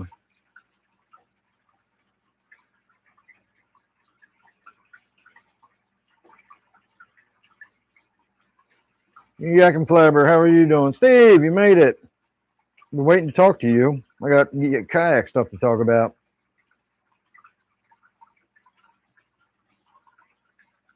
I personally would not put ember tetras in with angelfish. Those are expensive angelfish snacks. They may be able to dart and dash and outrun, but every time, always, you know, sooner or later, you're going to have less and less and less and less and less and less and no more ember tetras. I guarantee if you try to keep angels with embers, it's a matter of time before you don't have any embers left. 100% guarantee it. I even kept shrimping with my angelfish, and they lived a surprisingly long time, but eventually, one by one, they do ultimately get picked off faster than they can reproduce. And so I haven't seen a shrimp in my discus tank in a while now. I think they've all finally been picked off.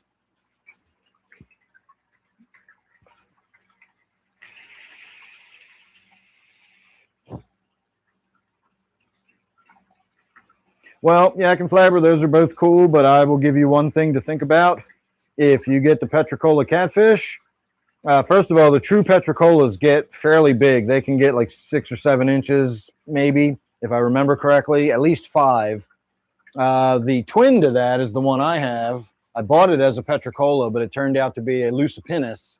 They look exactly the same, but the Lucipinus just stays really small. If the Petricola is anything like the Lucipinus, you're not going to see very much of it. It's a fairly reclusive fish. I do see it enough to enjoy it, but it's a catfish. It's a hider. The loaches, on the other hand, if you get a small group of them, and I highly recommend getting at least 3 or 4 of them, or as many as you can fit in your tank, You get a little group of loaches in there, it's nothing but activity. It's like watching a fucking clown show all day long. They chase each other around, they dart, they dash, they do all kind of weird stuff. Loaches are neat fish.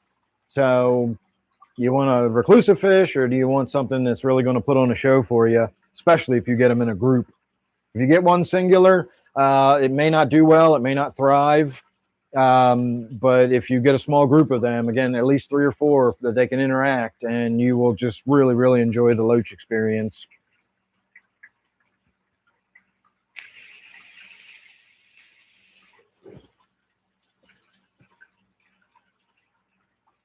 Hey, I've blown air through my tanks before during power outages.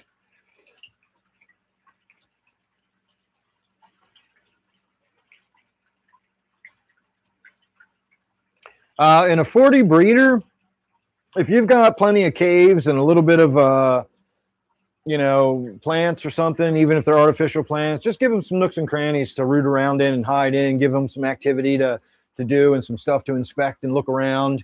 And I would think you could easily put 5 of them. I've got 5 loaches in my 29. I had 6 for years, but one of them died recently. Or I'm sorry, I had 5 for years and one of them died recently, and now I've got 4 of them in there. I forgot about that. But I started with 6, and I lost one maybe 6 months in, and then the rest of all, again, the other 5 have lived up until about a year ago. I lost one of them. But depending on the loach you get, if you get like I got the striated bodia in my 29. The skunk loaches stay really small. I know people say that the skunk loaches can be aggressive. I had a great experience with my skunk loaches. No issues whatsoever. I thought they were fucking fantastic. As far as I know, I may still even have 1 left in there. I had 8 of them in there at one time. So I recommend the skunk loaches, the Angelicus loach, the yo-yo loach. Yo-yos get a little bigger, maybe do 4 or 5 yo-yos in a 40. But your 40 has a bigger footprint than my 55. And I've got a bunch of loaches in my 55, and they kind of dwell on the bottom. They do swim around the tank, but they live on the bottom.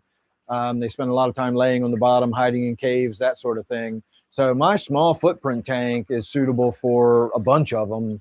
So I'd have a party, man. I'd put as many as you can afford to put in there without going over maybe 6 or 7.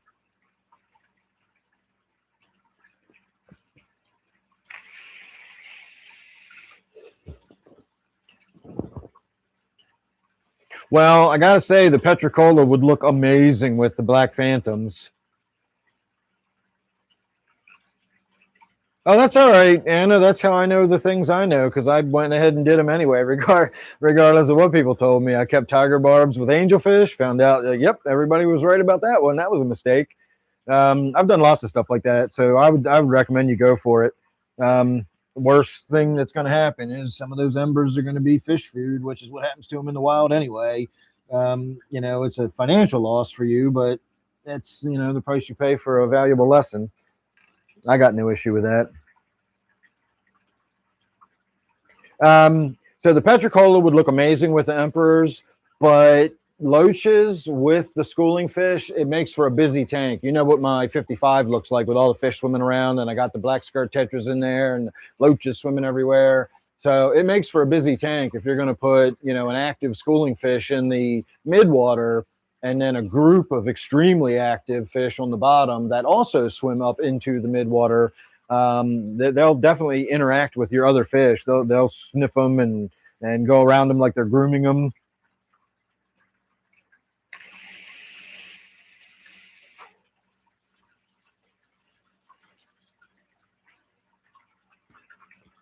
If your ember tetras were like my ember tetras, the angelfish would gobble them up.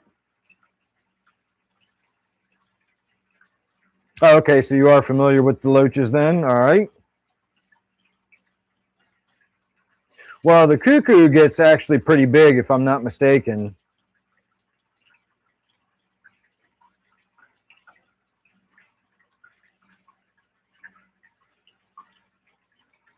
Our Asiatic lilies haven't even put up flower spikes yet.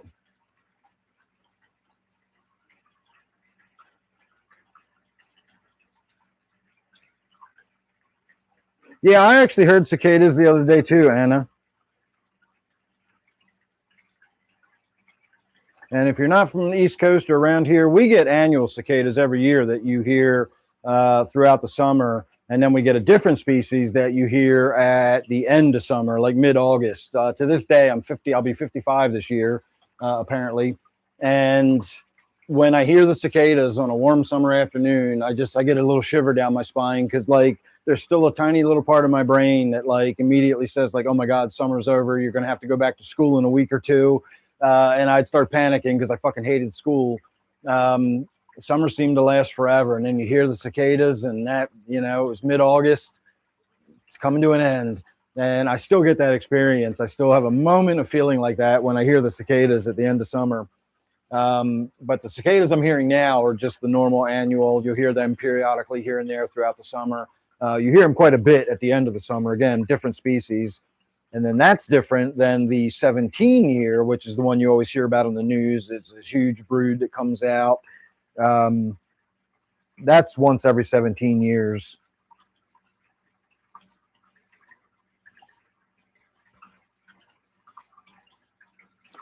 Tiger barbs, I would say 5 in a group minimum.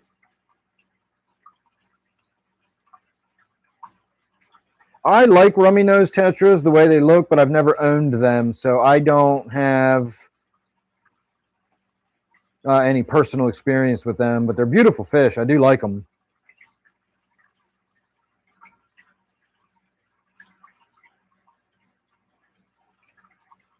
You're 5:37 behind on the live. I don't know what to tell you there, Steve.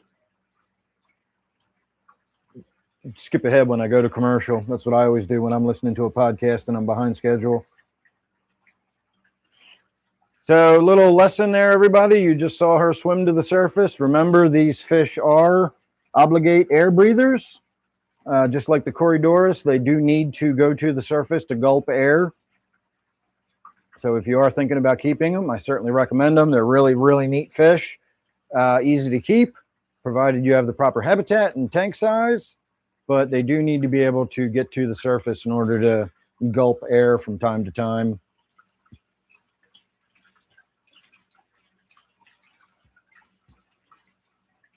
Yeah, I agree with you, Zini. They get the garbage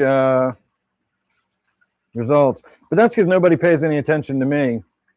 And it's funny. I've seen a couple of occasions recently where people like have totally complained about YouTube. Like, what the hell? And it just, if you're a good channel that provides reasonable, rational information, if you don't do the sky is falling bullshit and the hype, and you don't have fights with other people, YouTube just suffocates you, and like just nobody wants to watch those videos. I watch a weather channel. I haven't watched for a while, but I saw him post the other day, and his post was like, "What the hell, people? Like, you completely none of you watched my good weather video." And he showed a screen cap of his last 3 videos, and it was a video about like danger, terrible weather coming. It had like 65,000 views. And then the third video was similar, heat wave, prepare for this one, big flashy fucking thumbnail. But the one in the middle said, like, finally, we have a patch of nice weather coming, and the map was all green, and, it didn't look all scary and threatening. It had like 10,000 views. Like nobody watched it relative to, it would be like one of my videos getting 12 views instead of 200, But that's just how the fucking world works. If I was controversial, if I said shit that got people pissed off and angry, I'd be a popular channel. I'm the guy that tries to calm everybody down when everybody else is freaking out over nothing.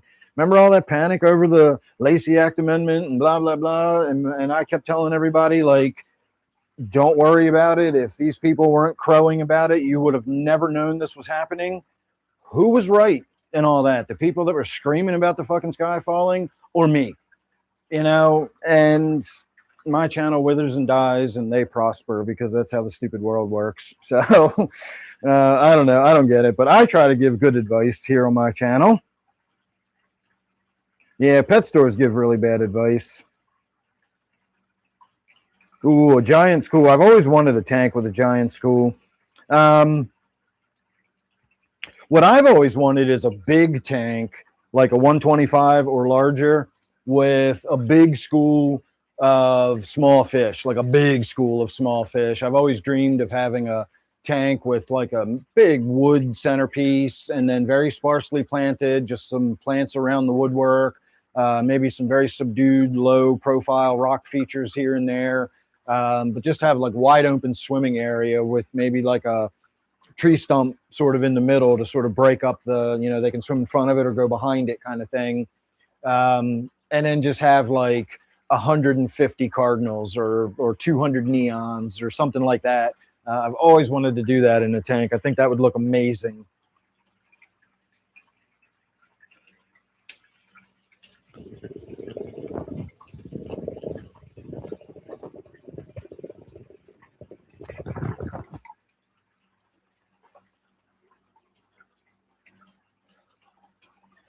I should have shot a video about that after all that Lacey Act bullshit went past and shot a video asking people, how many people would have even heard about this or known about this if you didn't hear it from Father Fish or one of the other people, you know, the Father Fish acolytes that were all crowing. And I bet nobody would have responded to me, but the real honest answer would have been like, all of you. None of you would have known anything about that if he hadn't been screaming about it.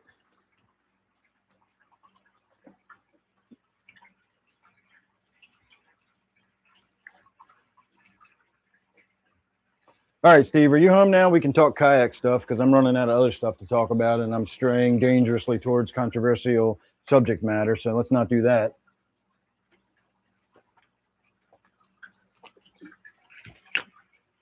I'd have to rejigger my whole channel though. Every time I lean towards controversial subject matter, I'd hemorrhage viewers. So I'd have to like build a whole new audience. I have to shed the ones I have and get a whole new audience in. Mr. Natural, how are you? Oh, I'm talking about stuff from a long time ago, Mr. Natural. It's nothing important.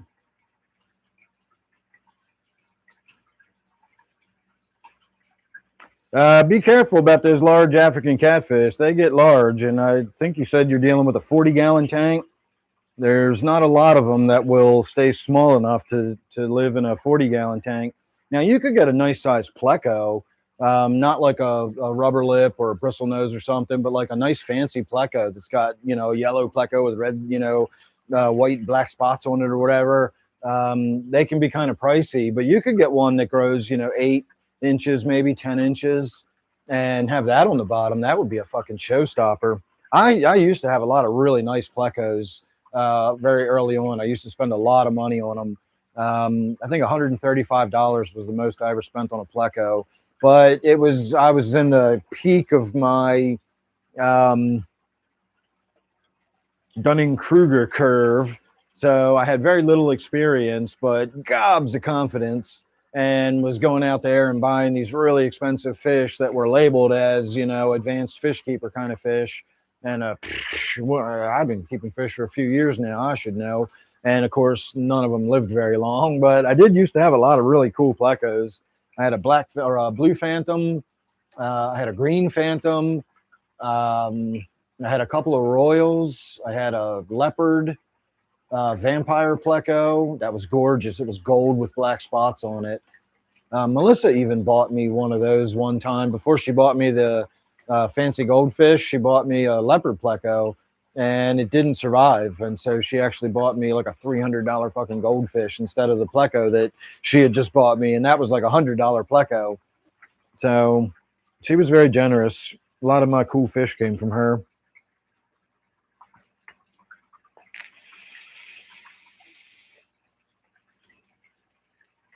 Yeah, loaches are great.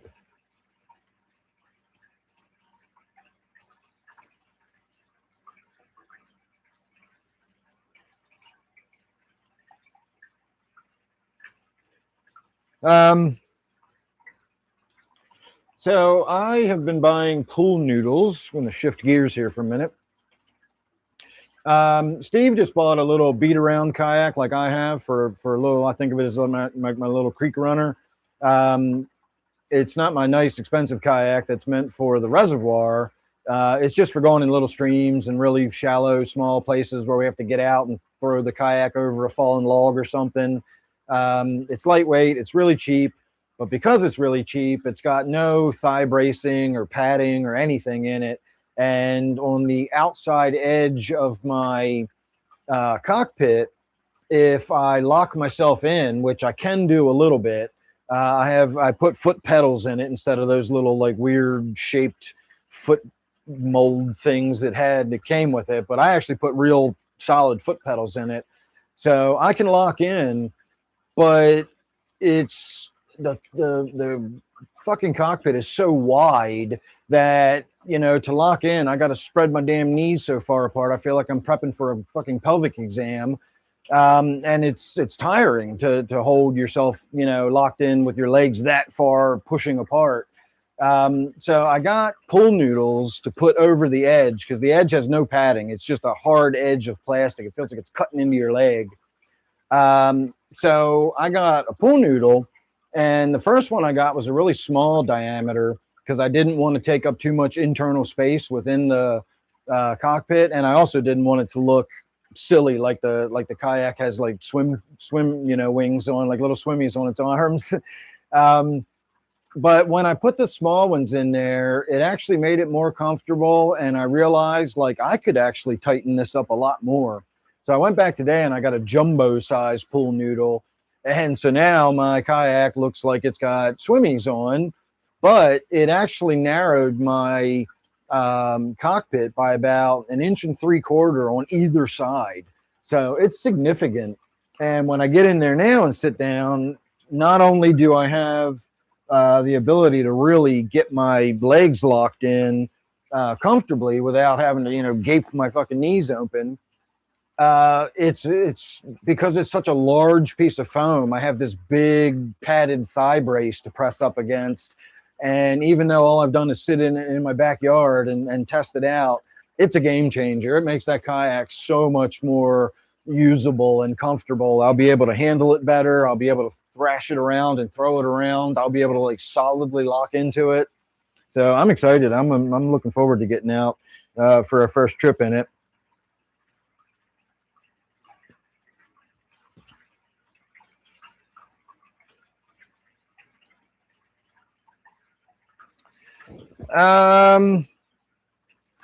What is my opinion on using sodium bicarbonate as opposed to potassium carbonate to raise your carbonate hardness?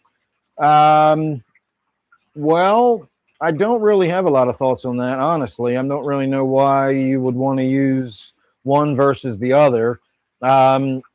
The obvious answer is obviously using potassium carbonate is going to really elevate the potassium levels in your tank, which could lead to algal blooms or cyanobacteria growth, whereas using the sodium bicarbonate is just going to add sodium to the tank, and sodium is actually good for your fish in small amounts like you're going to be adding. It's very similar to putting aquarium salt in the tank. You put a teaspoon for every gallon or whatever, and that's, it's good for your fish because you're putting the sodium in there. Well, sodium bicarbonate is going to do the same thing. It's going to disassociate once it dissolves. The sodium is going to leave the bicarbonate.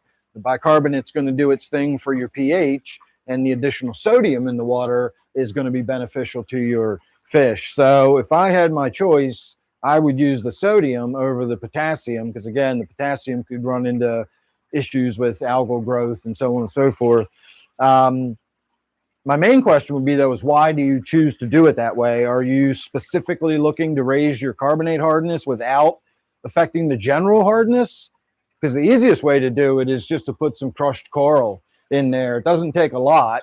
You won't raise your general hardness that much, but if you're just trying to stabilize your pH a little bit or raise the carbonate hardness a little bit, just put a little bit of crushed coral in the tank.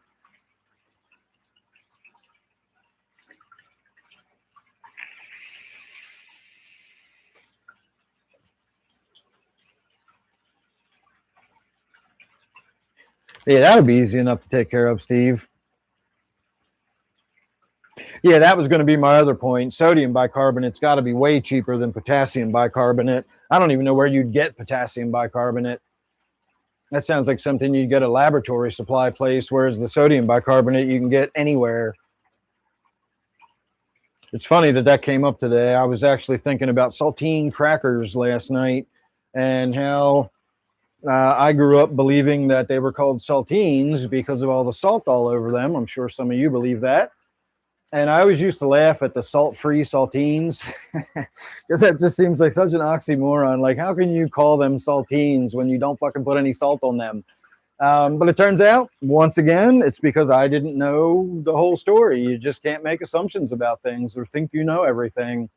And I don't remember where I heard it, but the reason they're called saltines is because they're a special kind of cracker that is made specifically with baking soda in it. And that's why you get those really dry, crispy, flat, square shapes. It has holes punched in it, so it bakes evenly all the way through. But the main difference in them and standard crackers is that they're made with baking soda.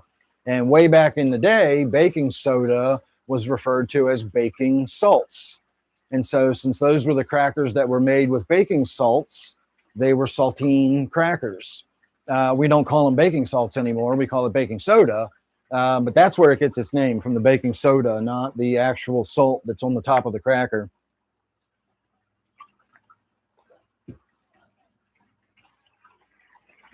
Because remember, there's a lot of mineral salts out there that are not sodium chloride. You know, we think of salt and we think of table salt, but there's a lot of stuff out there that chemically classifies as salts.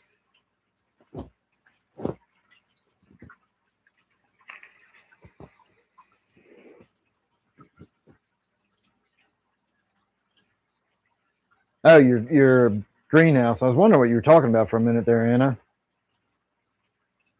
Salty crackers, I could see that. Especially if you were a kid and you weren't the one like buying them or looking at the packaging or anything. I could easily see a kid thinking they were called salty crackers. I used to think that a woman, when I was real little, I don't know, probably 7 or younger, but I used to think that a woman that was going to have a baby was pregnant with an M. And I said that all the way up until somebody said pregnant and started laughing at me. And then I learned that it's actually pregnant with an N. All right, everybody, we're going to do another bong hit. All nice and cleaned up for the most part. It's amazing how Flo is still the boss of that tank. She chases everybody, including Mr. Fabulous, around the tank. He's terrified of her. He won't eat if she's nearby. He'll creep away and go find something at the other end of the tank. She chases him all the time. She nips at him. He never shows aggression towards her. He never fights back. He always just runs from her. He hangs out with the silver dollars because they all hide from her too. She's a beast in that tank. Like, if you look at it now, I don't know how well you'll be able to see it. I can zoom in and you'll see it better. Hang on, let me zoom in on that. Isn't that a lovely view of my fish room?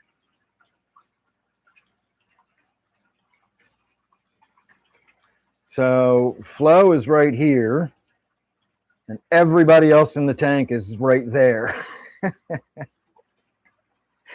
So that gives you an idea of how Flo just dominates that tank. She has half the tank, and all the other fish in the tank are on the other half of the tank. And they leave a wide girth between them, or a wide berth between them.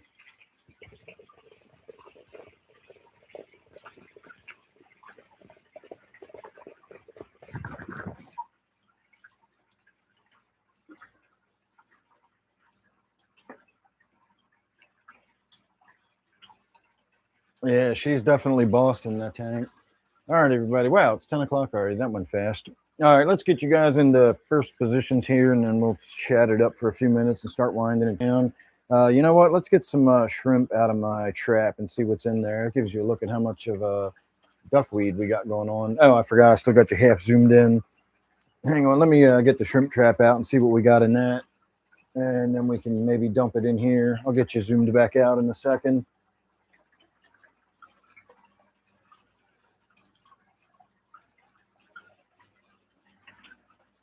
It's been in there for a couple of hours now. I put it in about half an hour before we went live. So there's a pretty good chance there's going to be some shrimp in here.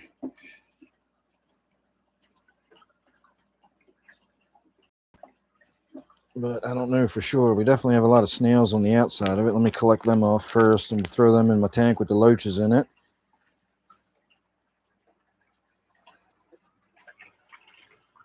So a bunch of snails just went in the 29.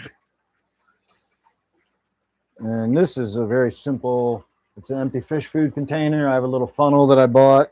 I have it zip tied on one side, and then I have a little hook on the other to close it. And then I just put food and stuff in there. There's definitely two bright red ones right there on the top.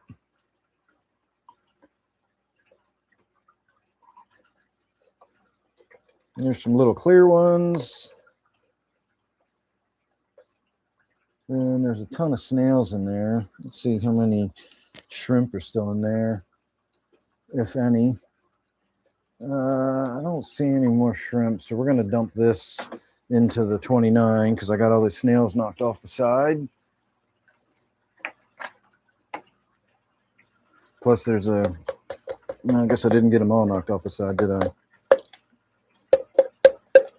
Get off there, you bastards. You don't want me to just leave you in this tank. I guess maybe that might be, well, I don't know. I don't think I'd rather be eaten quickly than slowly die in a dry container.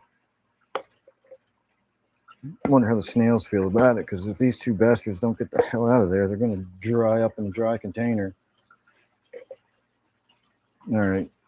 That's enough. I'm not doing any more. You guys had your chance. All right, let me dunk my hand in the pond to get all the duckweed off of it. Well, that was a few that went in there. We'll try again another night. And the next time we do it, we'll put them in my shrimp tank. You can't really see it with the lights turned off, but I have a whole tank full of shrimp right there. It's actually a really pretty tank. There's a lot going on in there.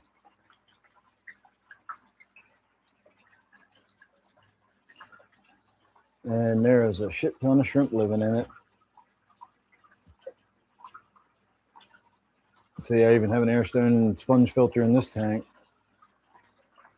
So we got a pretty good live. Oh shit, hang on.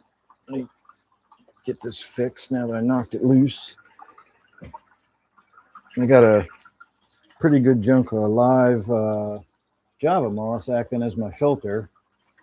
So there's no real filter in this tank. It just goes through the Java moss. Every now and again, when the Java moss gets too thick and overgrown, I pull a bunch of it out of there, trim it back, and let it start growing back in.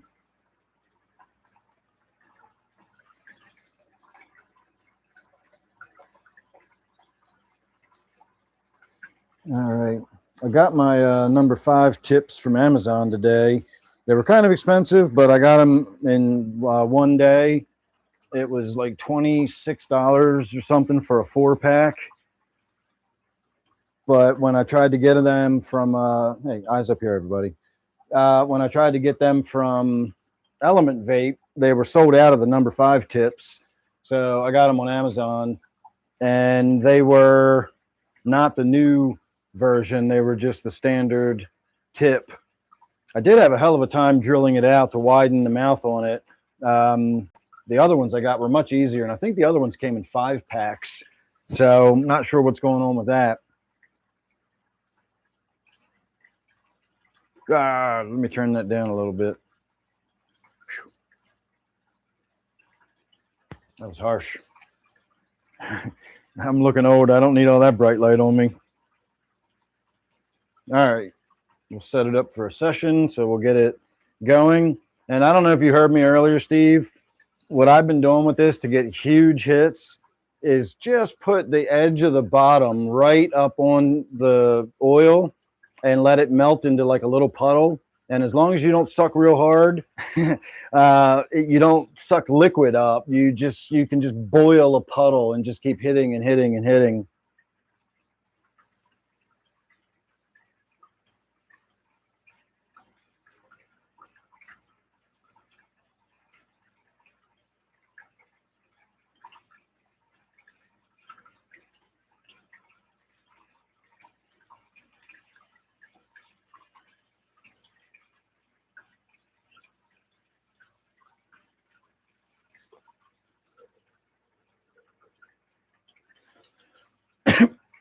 if you pace yourself, you can, it's 45 seconds. So imagine inhaling slowly for 45 seconds. That's how long you have to do a hit if you want to do a whole session. I can't stop, exhale, and then start a new session. I'll either start coughing, or so I got to do it either all in one, or I got to stop and then just let smoke come off the end until the session's over. But it crushes it. I accidentally the other day I put the cap back on. I don't know if you can tell, but this corner right here is sort of gooey and flat. I don't know if you can see how flat that is right there.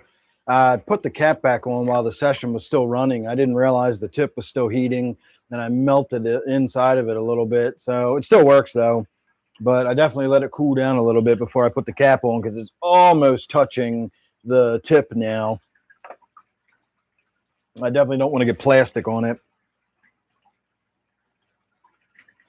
All right, so the other one I have was a 4-pack too. All right, well, then I only paid a few dollars more for it, and I got it, 2 days from Amazon. And I also got it, or no, actually, they might have been like $26 on Amazon or $28. They were more expensive, and I was going to buy it with my bank card rather than put it on my Amazon card because I'm trying to pay that down. But I had $11.50 in points. So I got it for like $16 after my points. So whatever that works out to be, $27, $28. So probably won't buy them there in the future, but I was down to one tip, and I'm glad I had more because I tried to clean out the tip today and it was so brittle, like the whole tip broke, not the glass, but the ceramic broke and the metal wire was sticking out. And so I threw that tip away. And fortunately, the other ones had already shown up in the mail today, and so I had a replacement.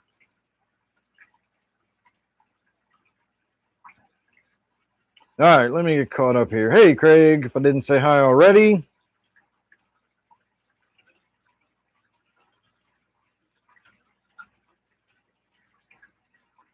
Well, you're right there on the water, Steve. You could just throw your snails in the river or whatever, or just get rid of them.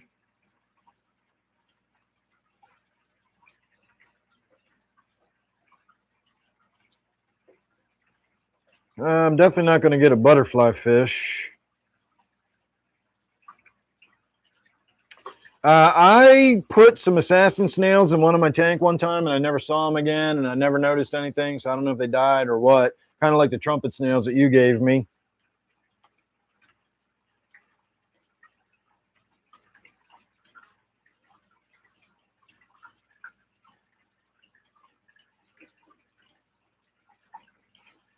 All right.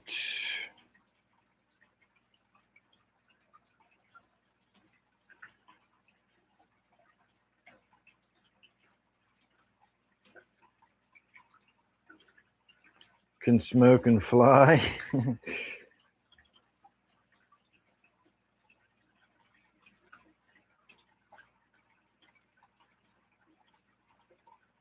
Do assassin snails harm shrimp? That's a good question. 43 months. Wow. You got an Amano shrimp? That's cool. All right, let me turn the app off. Oops, sorry, I didn't mean to do that. I meant to do this.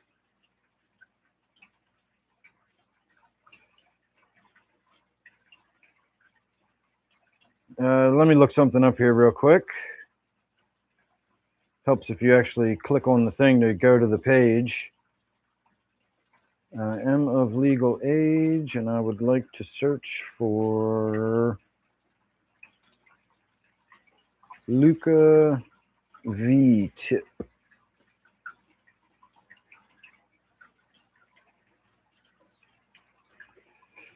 Luca Seahorse replacement coils.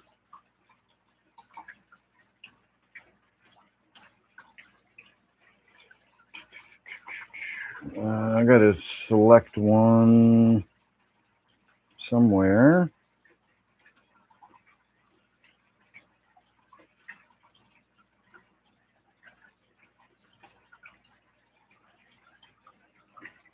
That's what the new number 5s look like.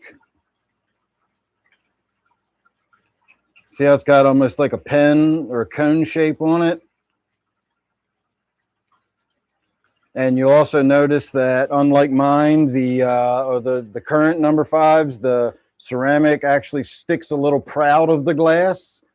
This one, the ceramic is completely contained within the glass. So that's what Element Vape sells. If you click on Element Vape and select the number 5, it's $19.95 for a 4-pack. And I think you got to pay like $8 in shipping. So it still comes out to about $28 for the 4-pack. So again, I probably didn't really spend that much more money on Amazon.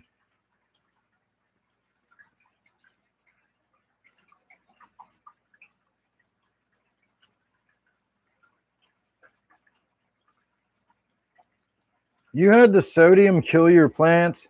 I hear people talk about that with water softeners, saying you should never water your plants with softened water. I don't water my weed with it, not because I have an issue with the softened water, but because where I have a garden hose attachment hooked up right where my grow room and everything is. And so I use that water, and that water comes directly off my well. So it's just groundwater. There's no filtration. There's no nothing. It's just straight out of the ground. I mean, it does go through a physical filter. There's no, sand and stuff in it. But it doesn't go through my water system and my softening system. I actually need to get more salt. I've noticed the last couple of days when I'm taking a shower, as I'm rinsing off, it's like my hands are like sticking to me. And so that means we're out of the water softener. If you use softened water, it almost feels like you can't rinse the soap off. You just stay slippery feeling with the really soft water. And I always can tell when we're out of salt because it stops feeling like that, and it starts feeling like the kind of water I grew up with. That, I'm just so used to the soft water now that this shit feels weird, even though I grew up with water like that. But I use softened water for everything. I use softened water in my fish tanks, and the only thing I can think is that the amount of sodium you have in the water after it's been through the softening process is going to be dependent on how hard the water was when you started.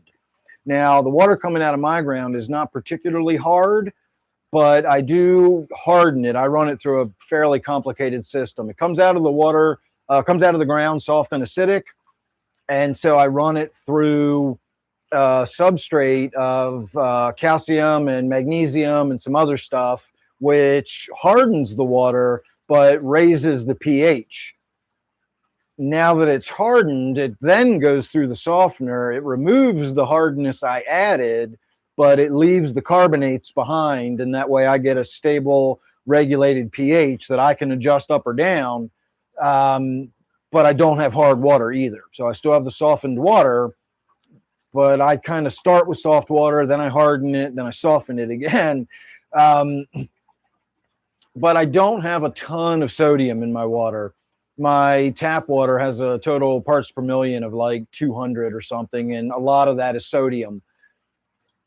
If you've got really, really hard water, the exchange rate between the calcium and the magnesium and the sodium means you're going to have much more higher levels of sodium in there. But I don't know. I mean, you say it happened, and when you switched to potassium, everything was fine.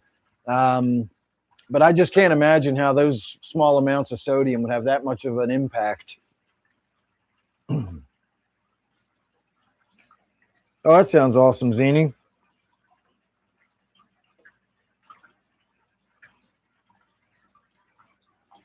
All right, where was I? Let me warm this up for another hit here.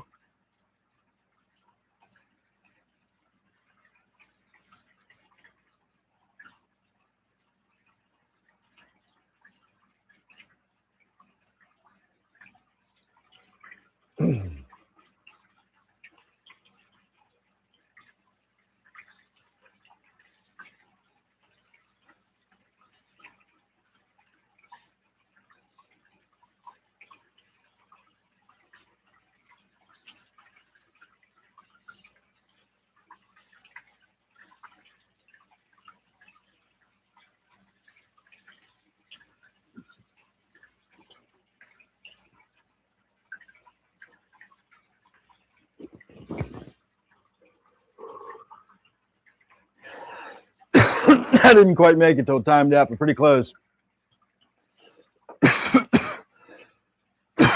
That's enough of that for tonight, or at least for this live stream. I'm sure there'll be more later.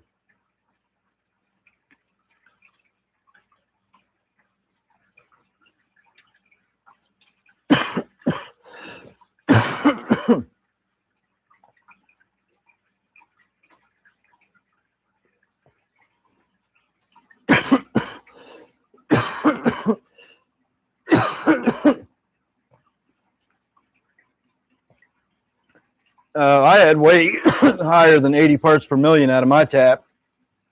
And we had a water softener to begin with, but I didn't bother to tell you this when I was telling you how my water system works. I also have an additional canister of substrate that is a bioexchange medium that takes nitrate specifically out of the water. But I still have, I don't know, I haven't checked my tap water in forever. But for years, I couldn't figure out why, no matter how many water changes I did. This is way back in the beginning before I even started YouTube. I grew up on city water, and it never occurred to me that groundwater would have nitrate in it. And so back in the day when I still believed that the nitrate was terrible for my fish, I was doing water change after water change, and I could just never bring the nitrate down below like dark red. And finally, it dawned on me after like 2 years to check my tap water, and my tap water was dark red. So I paid to have some stuff done to the water system to take the nitrate out. And with those exchange systems, just like an RO system, it's all dependent on how much you start with.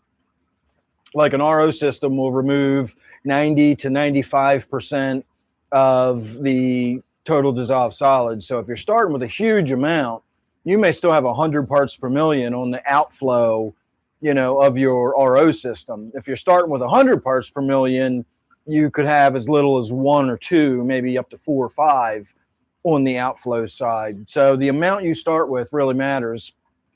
And with my nitrate, it was so high that even after going through the medium, it can only take so much of it out as the water's passing through. I was still having like 20 to 40 parts per million after adding the nitrate removal stuff. So if I knew then what I knew now, I wouldn't have worried about it, but I didn't. And that was all part of my learning process over the years and years of me doing this. But I had my go around with the nitrate.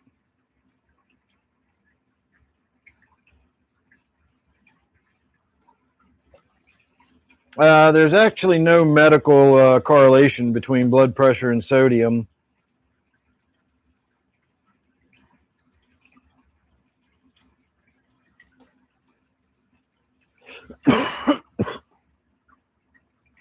Well, I did keep, hang on, I've almost got this worked out.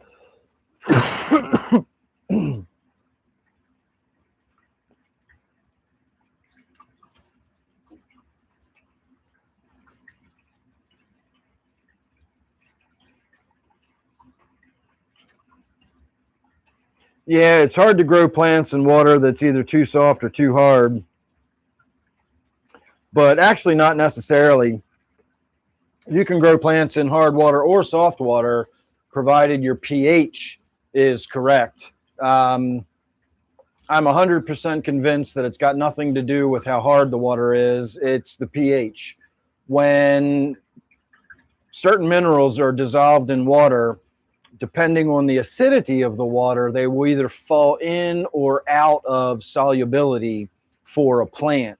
And so if you look at a chart, if you have the pH running up and down and you have the various nutrients, if the center line was neutral, every single nutrient on the chart would fit within that neutral from about 6.5 to about 7.5 is where pretty much every nutrient falls into that.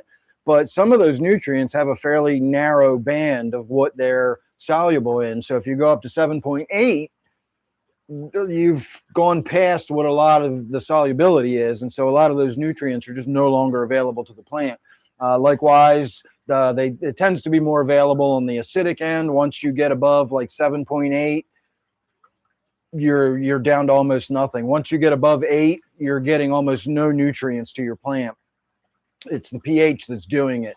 So that 6.5 to 7 is the sweet spot where every single nutrient is soluble to the plant. So whatever's available, the plant will be able to absorb. It does not matter how much plant food you put in a tank. If your pH is 8, your plant is starving to death. It's not getting any of that nutrient. It's got to be in that soluble window. So it's not the hardness, it's the pH, and those are different things. It's a little complicated, but they're different things. So, Janice. Yeah, I'm trying to get out of here, but I'm having a pretty good show tonight, and I'm feeling pretty good. So I got people asking me questions and stuff, and as long as I got good stuff to talk about, I'm going to keep going.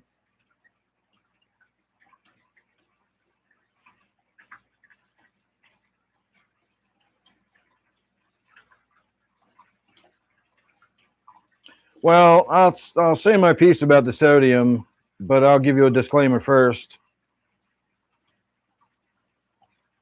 I am not a doctor. Do not take this as medical advice. If your doctor says go on a low sodium diet, listen to your doctor, not me. I'm not going to be responsible for your heart attack or whatever. But the whole idea of sodium and blood pressure was one of those things that somebody just thought about it, said that seems like that would be a thing. I'll spare you all the details. And everybody agreed, like, yeah, that does sound like that would be a thing, wouldn't it? And then everybody just went with it as though it was a thing. Like it never was tested or studied or anything like that. And there's just no $5 for 500 more minutes. That's a little steep, don't you think, Art? But thank you anyway. It's $1 a minute from now on, or $3.99 for the first minute and 95 cents after that.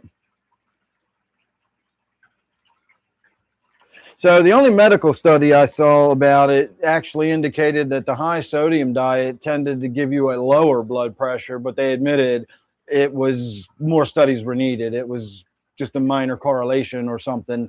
But anyway, it's just like every doctor to this day still goes with saying like, oh, if you got high blood pressure, stay on a low sodium diet. And there's just nothing that really supports that. It just, they all agree to say that. And so again, if your doctor says that, listen to what your doctor says. I'm not a doctor. That's not medical advice.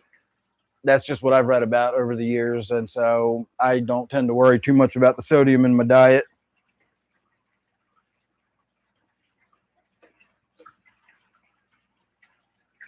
Well, caffeine definitely raises blood pressure because caffeine is a vasoconstrictor. Your veins actually tighten up when you take caffeine, nicotine, cocaine, any kind of stimulant is a vasoconstrictor.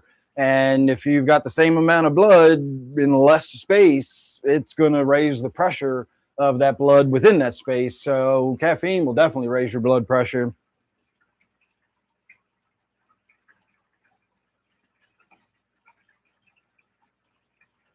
All right, what else was I going to talk about? Let me scroll back in some of these. I was going to make another comment about something.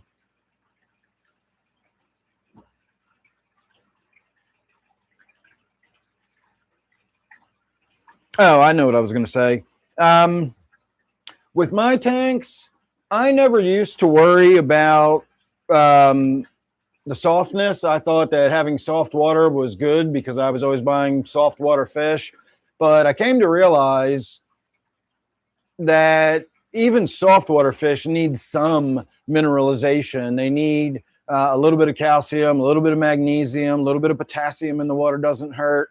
Those are all typically what plants crave is electrolytes, and the fish need those electrolytes to function.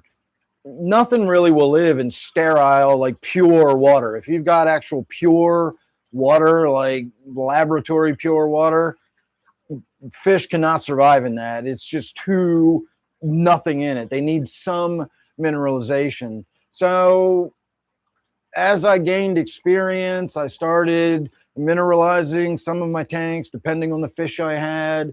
And just over the years, I've taken to mineralizing all of my tanks, not by a lot, but I think with the exception of my 2 upstairs tanks, all of my tanks have at least some calcium carbonate. There's either a bag in the filter or I mix it in with the substrate and let it dissolve into the tank.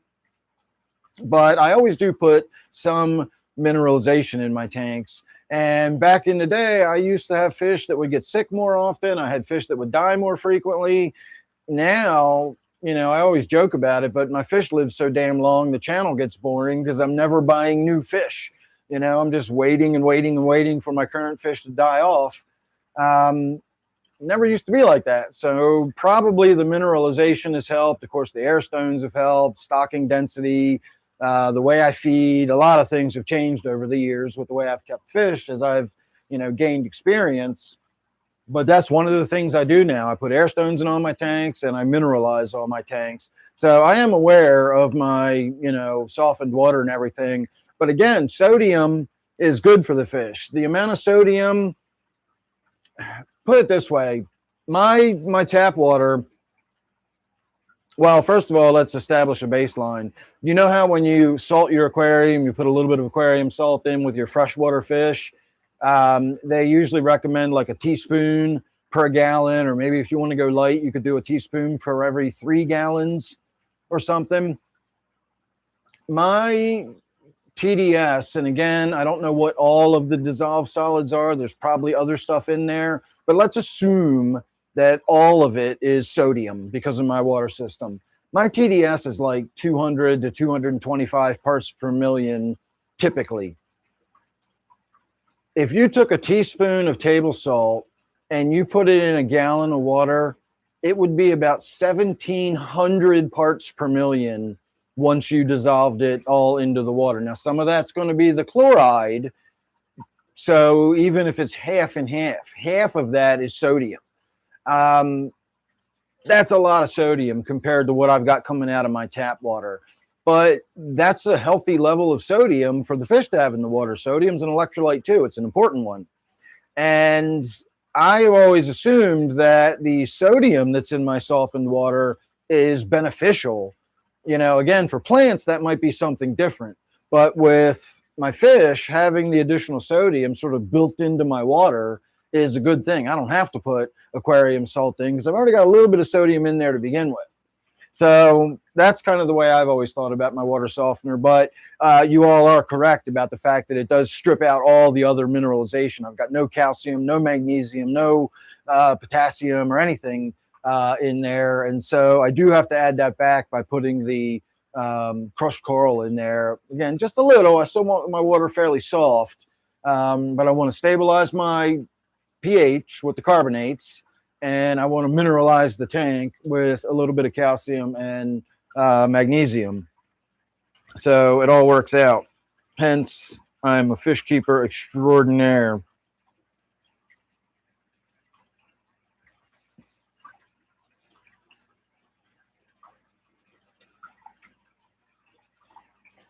All right, let me get to the end of these comments and we'll start winding down. I'll give you guys last call. Any last thoughts or questions?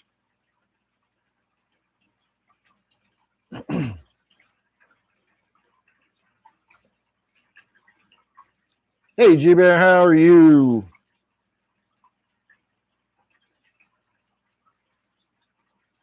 Honestly, I've kind of stopped working out. My arms are getting skinny. My chest is getting flabby. I'm down to like 170 now. I just don't eat like I used to. That's really honestly all it is. I'm not even saying I eat healthy. I just don't eat a lot anymore.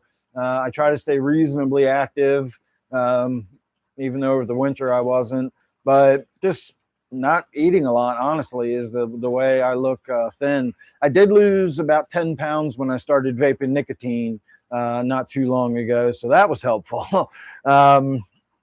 Could be one of the reasons I'm not eating nearly as much as I used to is this little magic device.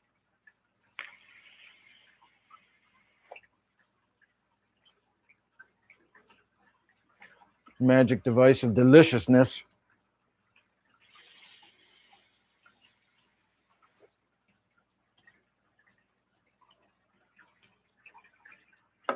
Put some ambiance on the tank, although this is very short-lived ambiance.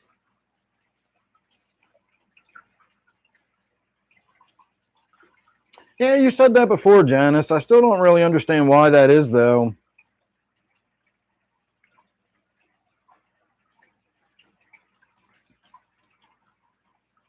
I could see the salt being helpful for keeping the bacteria growth down. That's interesting.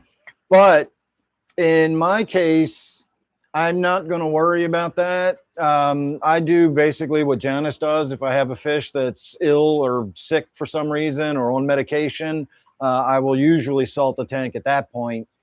And the reason I do that is, well, we'll get to the reason I salt the tank in the first place. The reason I don't want to necessarily hinder bacterial growth is I rely on bacterial growth. All of the microbial life and all that stuff, that struggles the saltier it is. And so once you get up to like brackish levels, you're still dealing with, I'm tempted to grab the camera, but I know the catfish is out, but I know he's going back in his cave now, so I knew it wasn't worth it.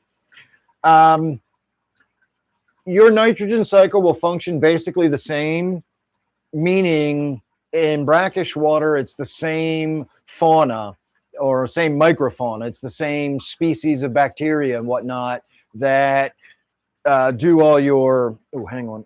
Oh, damn, I almost knocked my bong over. God damn it, he went back in again. I'm going to loosen you guys up here. I swear I'm going to get a good look at the damn catfish out swimming around. He's getting big, but I'm not going to knock my bong over. It's not worth it. Anyway, you do use the same bacteria in a brackish aquarium, which has a lot of salt in it. Obviously, if you get to the high-end brackish, you're, you know, where does brackish end and marine water, salt water start? There's a line. Not important. But if you do get into the upper end, very upper end of brackish, then you are dealing with a whole different species of microfauna that deals with how marine water works. The difference, though, is the saltier the water gets, the more and more bacteria you need. So if you've got a small sponge filter in a tank and it's enough to handle the bioload in the tank, and then you switch that over to a brackish tank or even a very hard water tank, you might find that that small sponge filter is not enough to filter the tank anymore biologically. Your pH is the same way. As your pH gets higher, you need more and more bacteria to do the same job. So adding salt, you know, the amount you're using to salt an aquarium is not that big of a deal, but I don't really want to hinder the microbial growth in my tank, because as long as everything and everybody's healthy, that's all part of how it functions. And so, you know, it would adapt if you started using saltier water, you know, everything would adjust eventually, but I don't need it. And so I don't worry about it. The reason I will salt my aquarium if I have sick or injured fish is because, as I said, fish use the sodium, the potassium, the calcium, etc., as electrolytes in their body. And in fresh water, there's very little sodium available. And so your fish's body is burning energy in a process that actually extracts sodium out of the water through its gills. It's almost like reverse osmosis. It pulls sodium in so that it can keep its internal, you know, the way we have like an internal saltiness, fish do too. And even freshwater fish have to maintain that internal saltiness. And so they need to pull those minerals out of the water, and sodium in particular uses a fair amount of energy. So just like when you're sick, you feel tired and sluggish, your body's burning all that energy, fighting off the infection or whatever. The last thing you need to do is waste energy on other shit. So if you salt your aquarium, it makes that sodium very readily available, and your fish doesn't really have to expend a lot of energy getting the sodium it needs in order to function properly, while still being able to focus its energy on healing its injury. It's literally almost like chicken soup for a sick fish. The reason we take, you know, the chicken soup is it gives us hydration, it gives us electrolytes that we've probably lost. There's a little bit of protein in there if you eat the bits of chicken. The noodles are easy to digest, a little bit of carbs on your stomach. There's a reason chicken noodle soup or chicken soup is recommended when you're sick. And so putting the sodium in the tank is essentially doing the same thing. You're just providing the fish with readily available electrolytes so it can focus its energy on overcoming whatever injury or whatever it's got. Also, the other benefit, if it's an external injury, it does help prevent bacterial or fungal secondary infections.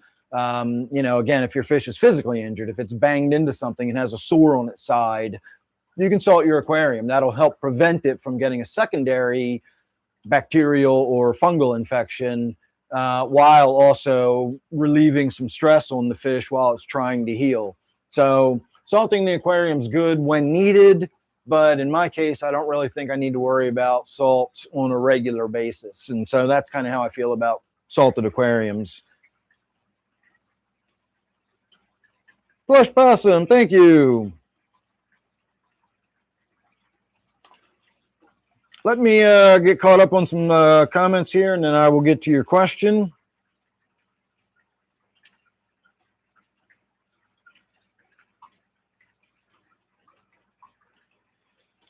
All right, let's see. Yeah, no, I'm just talking about a brackish just to give the example of the spectrum of saltiness from pure fresh all the way, very soft fresh water like mine, all the way up to, upper end brackish. We're all still dealing with the same biology as far as the nitrogen cycle is concerned.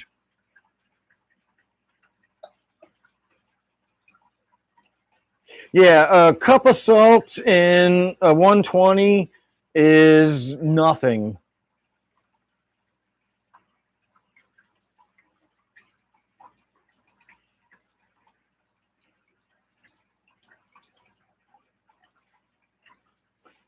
All right, let's see. Let me find something out real quick, Plush Possum.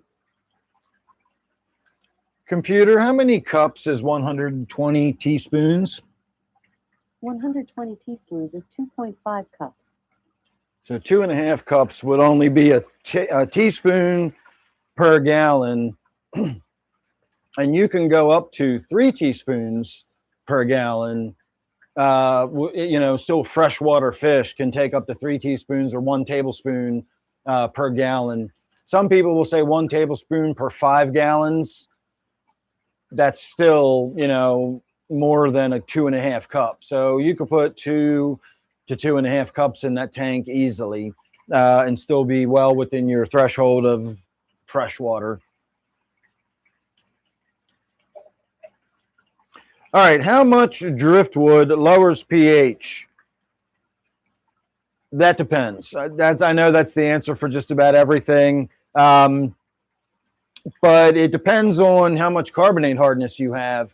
If you have a very low carbonate hardness, barely any carbonate hardness at all, then the driftwood, it will still take a significant amount in my experience. I've got really low carbonate hardness in my tanks, and the size of the piece of wood I've got, you can see right there. I mean, sticking up out of the tank, it's a log in this tank, and my pH is neutral in this tank. It's not even acidic.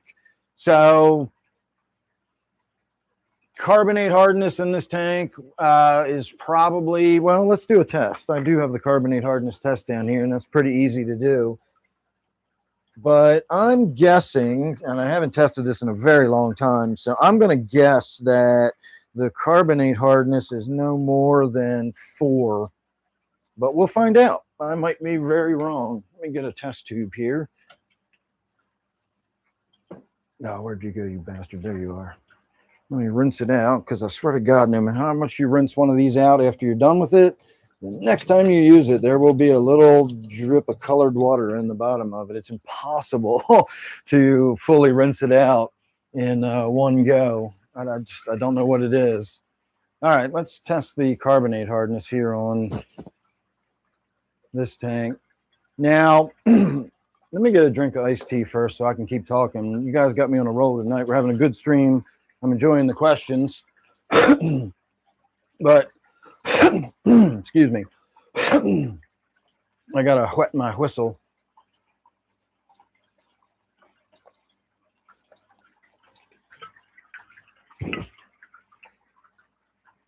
So remember, this is absolutely fundamental to your understanding of carbonate hardness. And that is that carbonate hardness and general hardness are two different things. They're different kinds of hardnesses. One affects your general hardness, the other affects your pH.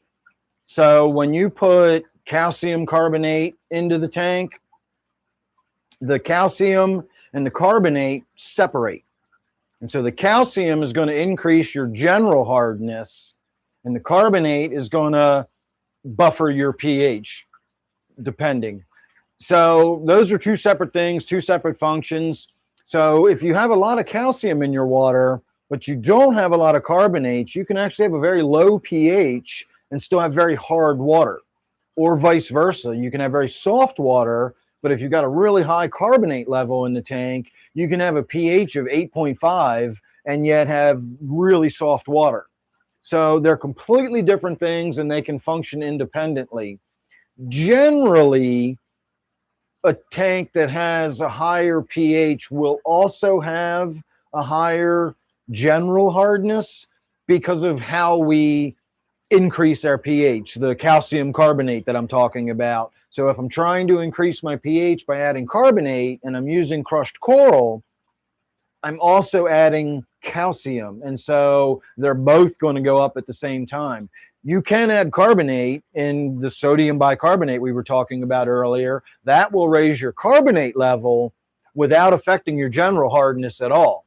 And I have plant food that's calcium magnesium and it's in a liquid and it's just calcium and magnesium. So if I put a little bit of that in a tank, the general hardness would go way up, but my carbonate hardness would not be affected.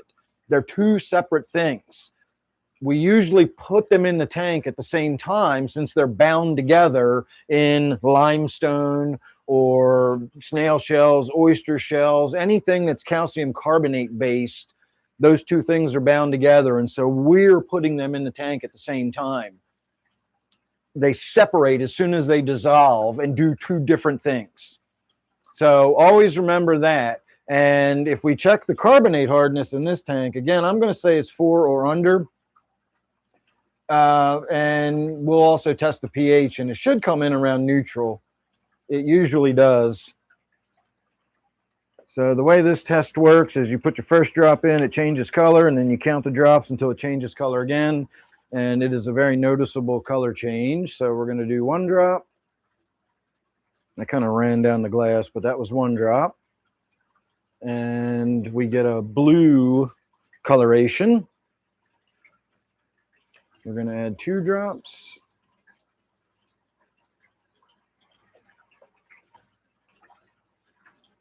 And bang, it's already yellow. So 2 degrees carbonate hardness is all I've got in that tank.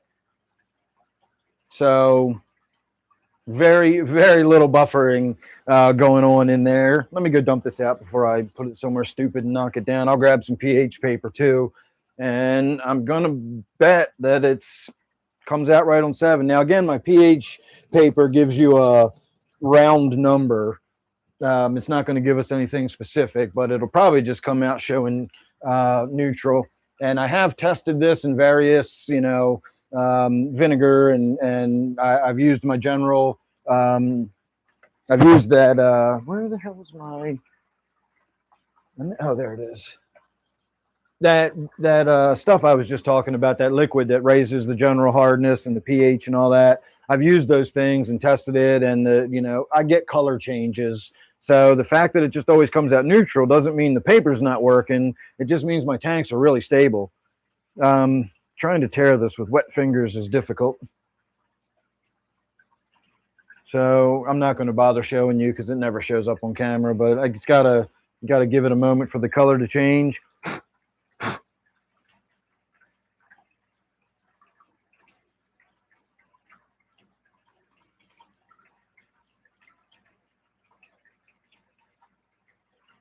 Yeah, Severums will definitely not allow any plants.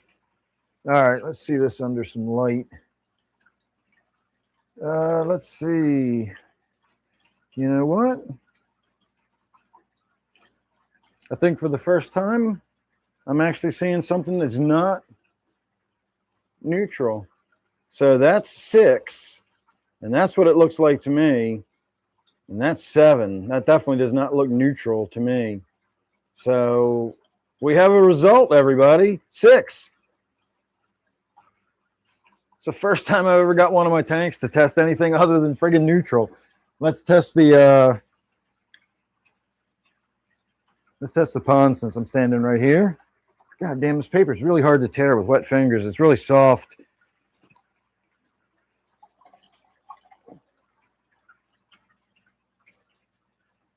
All right, let me read a few more comments while we're waiting for the color to change.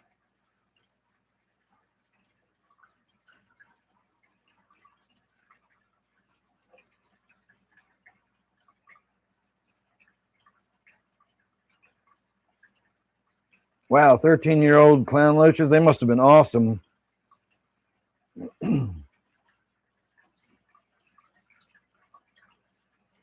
Yeah, I've measured the TDS a million times.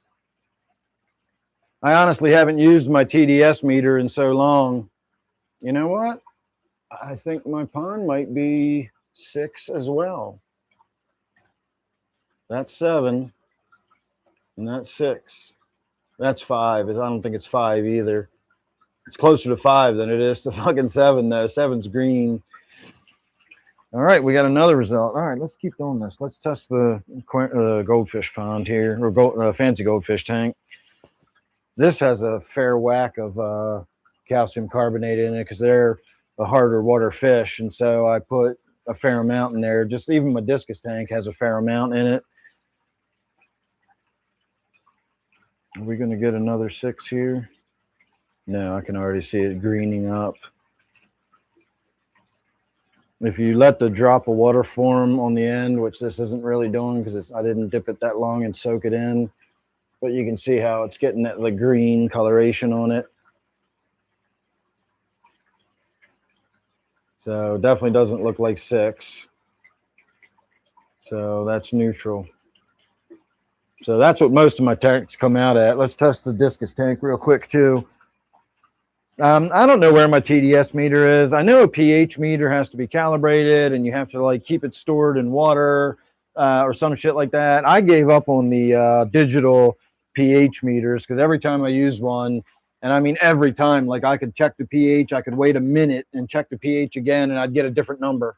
I hated those things. That's why I go with a very simple, basic. I don't need anything super precise. I just need an idea of what's going on in the tank, and this works perfectly. It's easy to read.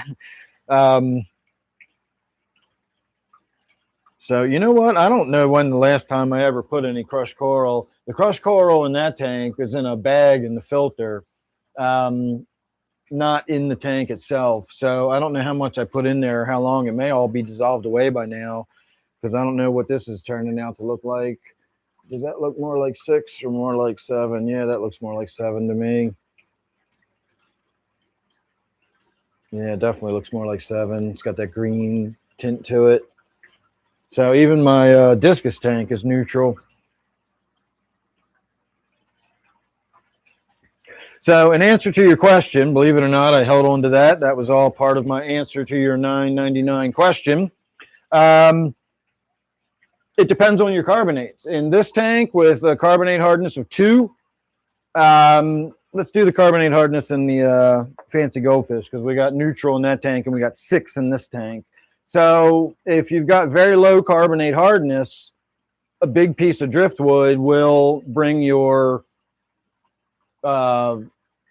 pH down somewhat, but not a lot.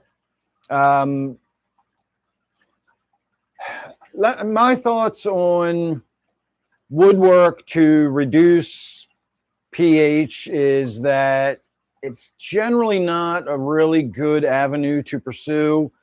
If you really want to do it, you could try packing peat into your filter or something. That'll lower your pH a lot faster. It'll also turn your tank into a teacup. It'll really stain your water, but that's just it.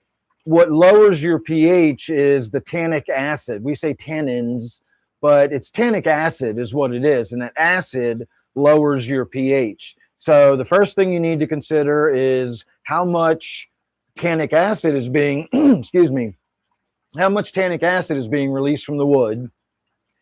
If it's enough to turn your water brown, you got a good amount of tannic acid going on.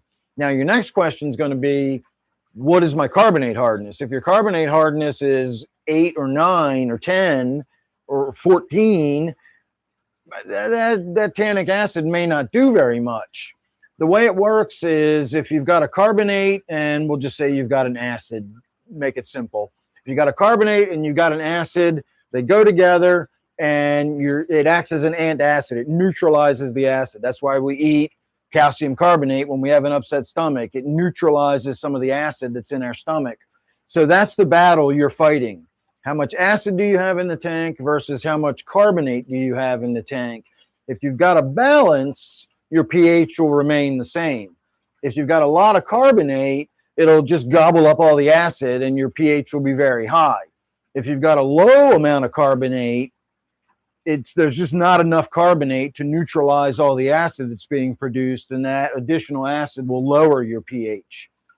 So the thing that I consider, though, is that your nitrogen cycle actually adds more acid to your tank than the woodwork does. Again, unless it's turning your water brown. Your nitrogen cycle, the process of your nitrogen cycle releases acid into the water. When ammonia is oxidized and becomes nitrite, a little bit of acid is released. When the nitrite is oxidized into nitrate, a little bit of acid is released. That's why pH drift or pH crash is always downward. Nobody ever really has the problem of an upward drift of their pH unless they've got really weird circumstances or something in their tank causing that. But your pH will always drift down over time because the carbonate that is in your tank, there's a finite amount of it, while as the tank is constantly producing acid. So if your carbonate runs out and you're still producing acid, your pH will just get lower and lower and lower until finally it's so low that your tank just collapses. The nitrogen cycle is no longer capable of, the plants aren't getting food anymore, etc. So your nitrogen cycle itself, if you've got low enough carbonates, your nitrogen cycle itself can actually lower your pH over time. So keep all that in mind. I know that was a really complicated answer to your question about woodwork, but keep that in mind. Those are your two forces at work against each other. How much acid is being produced, how much tannin is being produced by the woodwork, and how much carbonate or carbonate hardness is in the tank combating that acid. As long as you've got more acid than you do carbonate, your pH will go down. If you got more carbonate than acid, your pH will go up. I hope that was helpful. And let's do a carbonate hardness test on this. On this tank, I'm going to, let's think about this. I've never done a test on this tank before. I've got several handfuls of crushed coral in there, but it's a 70-gallon tank. So I am going to guess that we've got somewhere between 4, I'm going to shoot wide and say between 4 and 7. I'm thinking about 6, but I'm going to say between 4 and 7. I'm going to hedge my bets a little bit there. All right, let's go. Number 1 should turn us blue.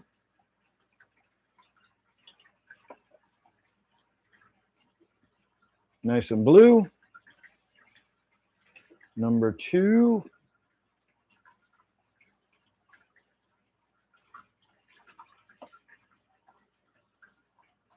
Even bluer.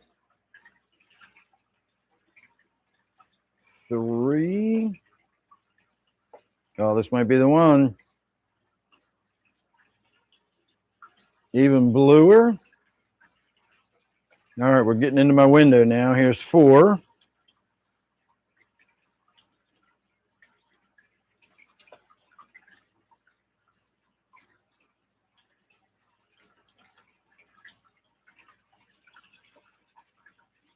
5.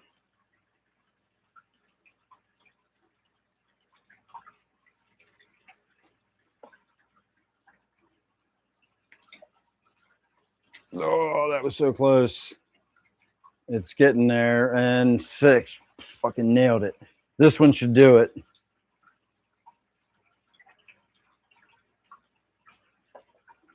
It should just turn yellow now.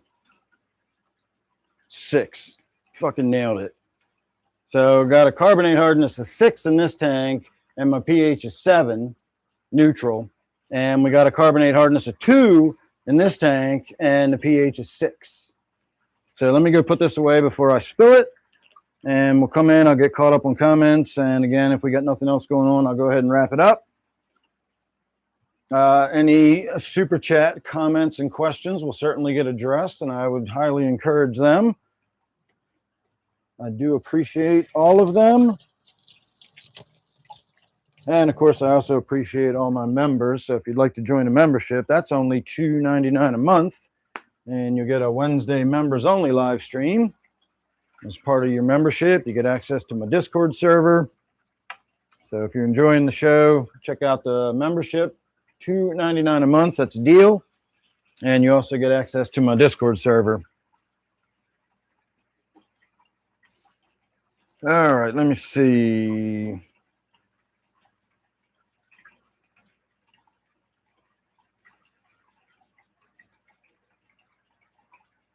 Stop stressing yourself about that, Plush Possum.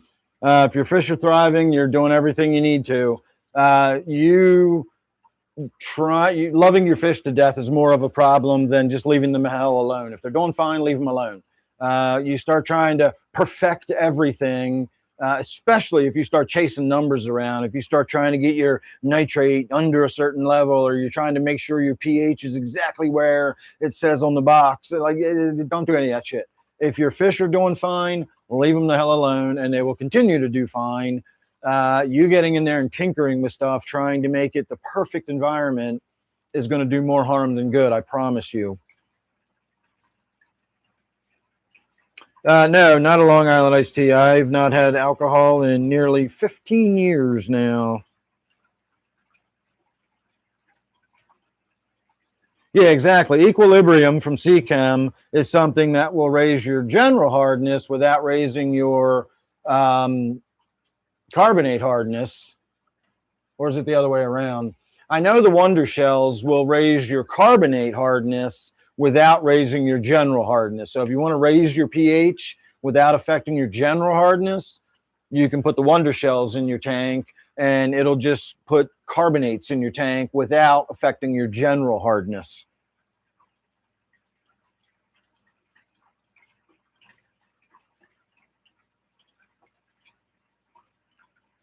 Yeah, don't go chasing rainbows or whatever the saying is.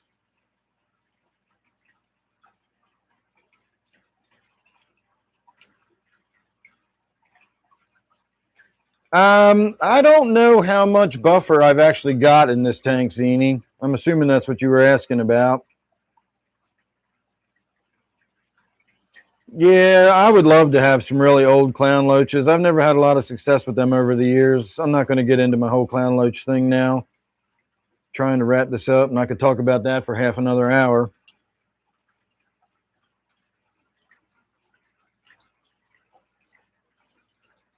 No, battery acid is like 2. Vinegar is like 3.5.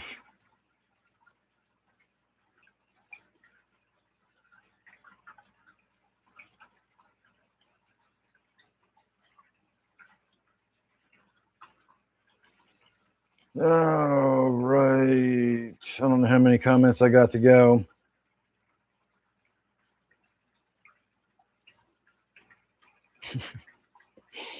Thank you, Zini.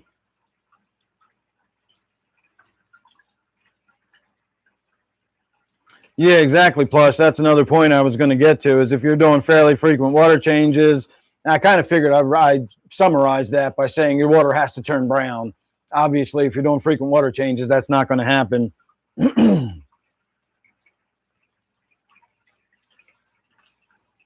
I might make an undergravel tank one day, Art.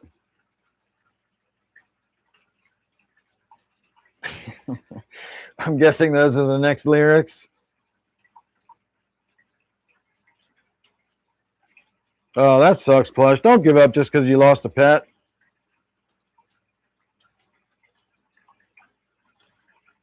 Yeah, I've kept them in groups before. I have 3 different experiences with clown loaches. Experience number 1, not super common, but they die within a month of getting them, and they just never thrive, and they just die. That happens with some fish, regardless of what kind they are. So put that category off to the side. The other issue I have with loaches is I'll have clown loaches that will stay almost the same size without growing at all for years. And after 3 to 4 years, they just start getting skinny and wither and die. And I've never been able to get them to recover from that. I've tried everything that's been recommended. I've tried the different foods and the medicines, and I've tried it all. The third kind I had would be the kind that I would buy small, and they would grow like a weed for 3 or 4 years, and they'd get about 8 inches, and then they would suddenly start getting skinny, and they would wither away and die. Every loach I've ever had hits that 3 or 4 year mark and then just withers away and dies. I've heard it called like clown loach wasting disease or whatever. So apparently I'm not the only one this happens to. But again, I've done everything that's been recommended for everything, and that always happens. So I used to have some really nice looking clown loaches that were in my discus tank. I had like 4 of them in there. 2 of them grew big and 2 of them stayed small. All 4 purchased at the same time together.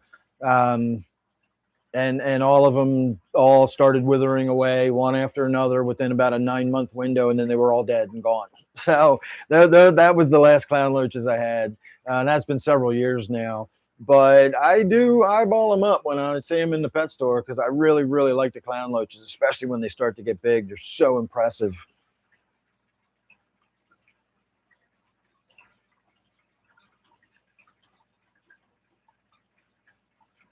Yeah, parts per million is I don't know. I hate parts per million.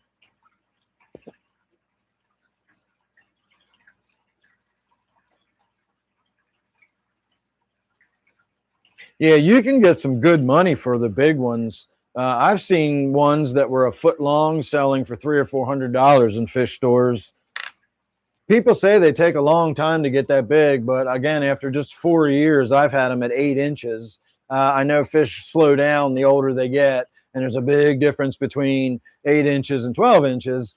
Remember, when they're not just growing longer like a rope stretching out, they're also growing out. So their growth is exponential. As they get bigger this way and they get bigger that way, their overall mass increases quite a lot.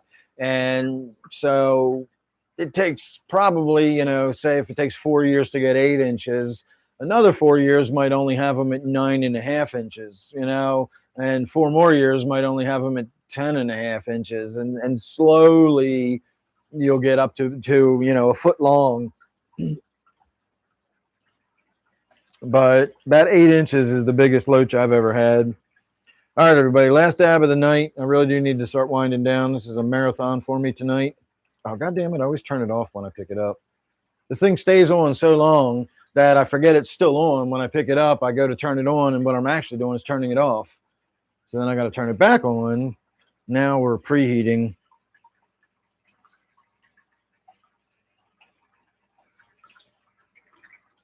You like how you can see my bald spot even though my head is shaved?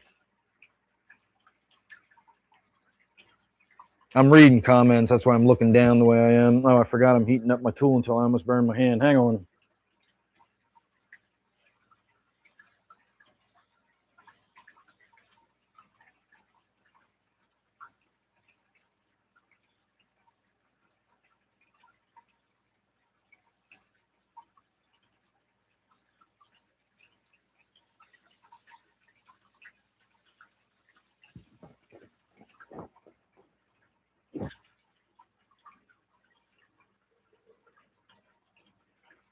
Almost made it.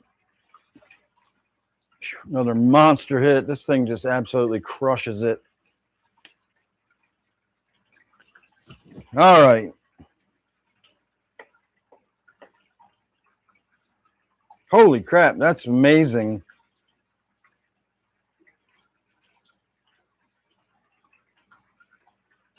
Amazon River Dolphin. All right, everybody.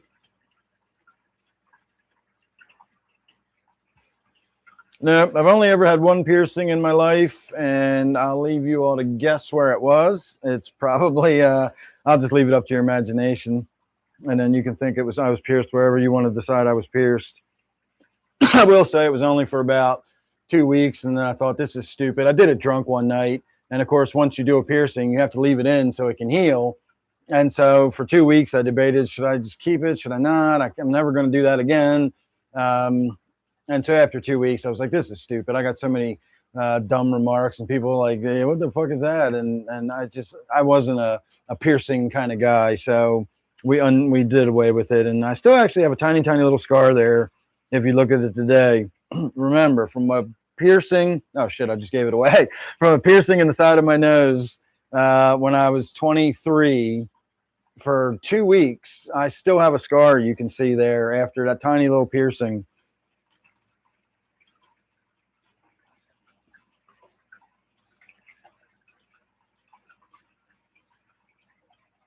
Well, yeah, Janice, like I say, I don't mind doing a live stream if I've got people asking me questions, and, you know, we got a good live stream going. I enjoy being able to answer questions and talk about the hobby and so on and so forth. It's when 8 people are here and nobody's saying anything, and I run out of shit to talk. Like, I can only talk about so many things at the top of my head. Those are the live streams that I hate. If people are chatting, I'll chat. But yeah, so tonight's been a good stream. I hope you all have enjoyed it. And provided nothing is going on Sunday night, I will be back Sunday. I don't see any reason why not. Now, the heaters, and we'll talk about the heaters, and you know, we talked about air pumps tonight. We'll talk about heaters in the next one. But if the next one is Sunday, then we won't, because they're not supposed to be here in the mail, or, you know, Amazon's delivering a Monday. So next Friday, we'll be able to talk about the heaters. I got some Higer heaters. I got them on a really good sale, and I'm probably going to shoot some standalone videos so I can kind of promote them through my Amazon associates link. Remember, everybody, if you want to help support the channel at no cost to yourself, something real easy you can do is you can go to my YouTube channel. Just look at any of my videos. You'll see a link for Amazon under there. I am an Amazon affiliate.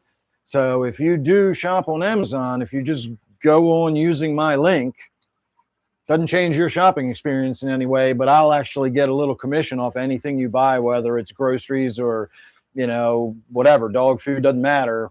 If you go into Amazon through my link, I will actually get a little commission off that, and it really helps me out. So no cost to you, helps me out. Check out my Amazon link. Make it your Amazon landing page. You'll get to see my cheerful face every time you go to Amazon.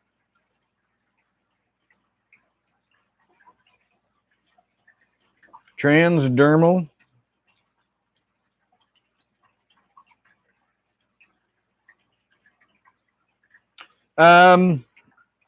Transdermal is just one of those words that's a descriptive word. One of the things I am going to be talking about with the Higer heaters that I bought is, it occurred to me the other day, when I have a Higer heater on this tank here, and I just kind of bought it on a whim. They're like twice the price of other heaters. And when I bought it, everybody said, oh, what do you think about it? What do you think about it? And I said back then, it's a heater. I don't know. Like, you can't tell if a heater is worth the money until years of use. If it's still working and I've never had any problems with it, then I guess I gotta say it's a good heater. You know, you buy a heater and 2 years later it burns out and you got to replace it. You don't know that's going to happen a week after you've purchased it. So I always said back then that I'll have to use this heater for several years and see how it works. And it occurred to me the other day, I've never had any issue with this heater. It just sits at 76 degrees on the spot. Oh, I'm getting 2 lines right now. I wonder what the hell that means. Let's see what the tank temperature actually is. Now that I'm talking about it, I look at it and I've got a blank lines instead of the actual temperature. I wonder what the fuck that means. 75.2, so it's a little bit cooler than 76. Let's go look at where it's plugged in, or let me go look at where it's plugged in. You guys are getting some bonus material. Because remember, I was back here fiddling with the air pumps and whatnot, so I might have unplugged it or something. Although it is plugged in clearly because there's a light lit. It's just not showing me an actual temperature. It's only showing me, well, you can't see it from where you are, but it's just 2 dashes. There's no actual temperature. So now I'm going to have to look into that and find out what's going on. Interesting. So to finish my thoughts, even though we now have to update it later, my thought was, after all these years, it's been at least 3 or 4 years that I've been using this Hygger aquarium, and up until right now, I've never had any issue with it or any problem with it. So I kind of have to say that, yeah, it was, it was a good heater. Was it worth $75 or whatever I paid for it? I don't know if it was that good of a heater. I've had $20 heaters last 4 years too. But now we're getting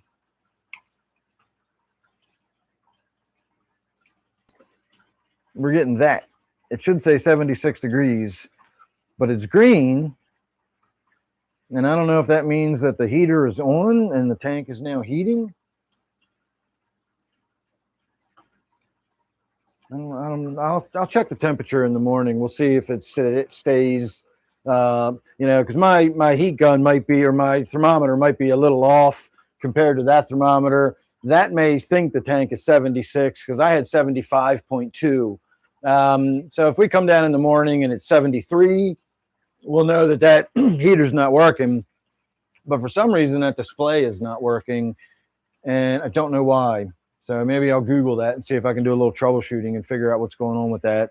That might be some kind of code. I need to do something, unplug it and plug it back in. Actually, let's just try doing that because that fucking fixes everything. All right, which plug is the plug for that one? Good grief, how many fucking plugs come off of this thing? We've got 2 plugs coming off of it. Okay, that goes up to the heater unit itself. And this is the actual plug for the heater. All right, we are unplugged. I will visually verify that we've got no screen. Screen is out. No, I guess that's been about 10 seconds or so, so we'll plug it back in.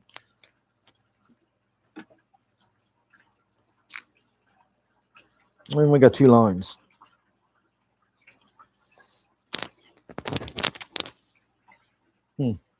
Wonder if I click on the clicky things. Interesting.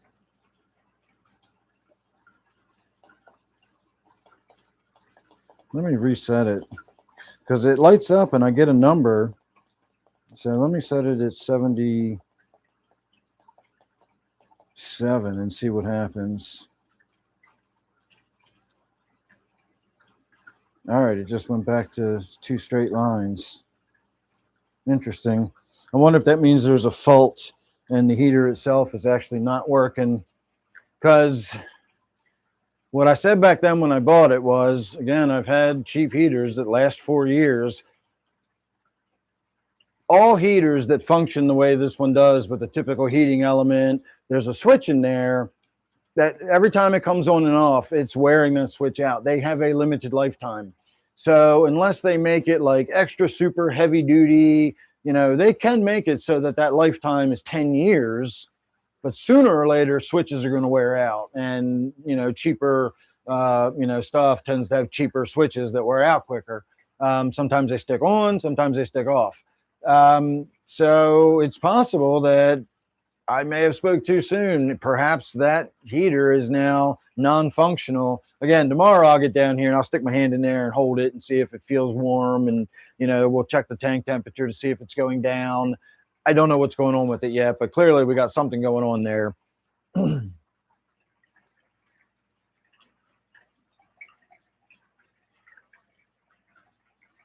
Oh, that's nice if it cuts off, if it overheats. I've got a separate system built into my discus tank that does that. Yeah, exactly, Janice. Sometimes you win, sometimes you lose with those less expensive heaters.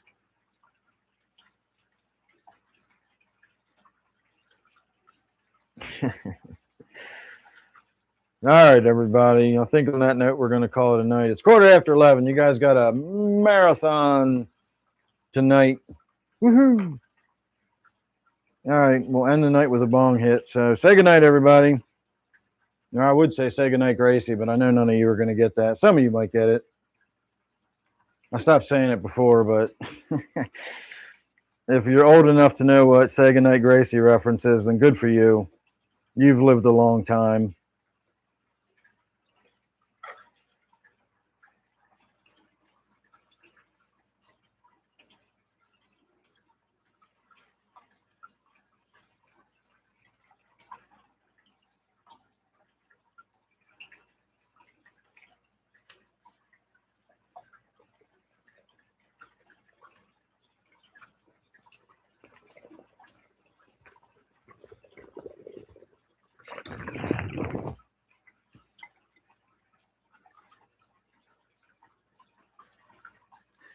Got most of it.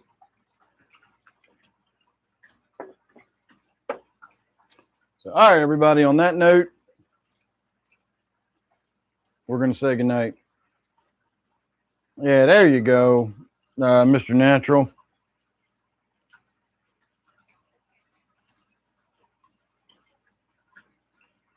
All right, everybody, and thank you for the good questions. Thank you for the donations and the support. I appreciate it. And remember, the more active the channel is, the more you guys are asking me questions and picking my brain, the more often I'll do this and the more fun we can all have together. So make sure you come back.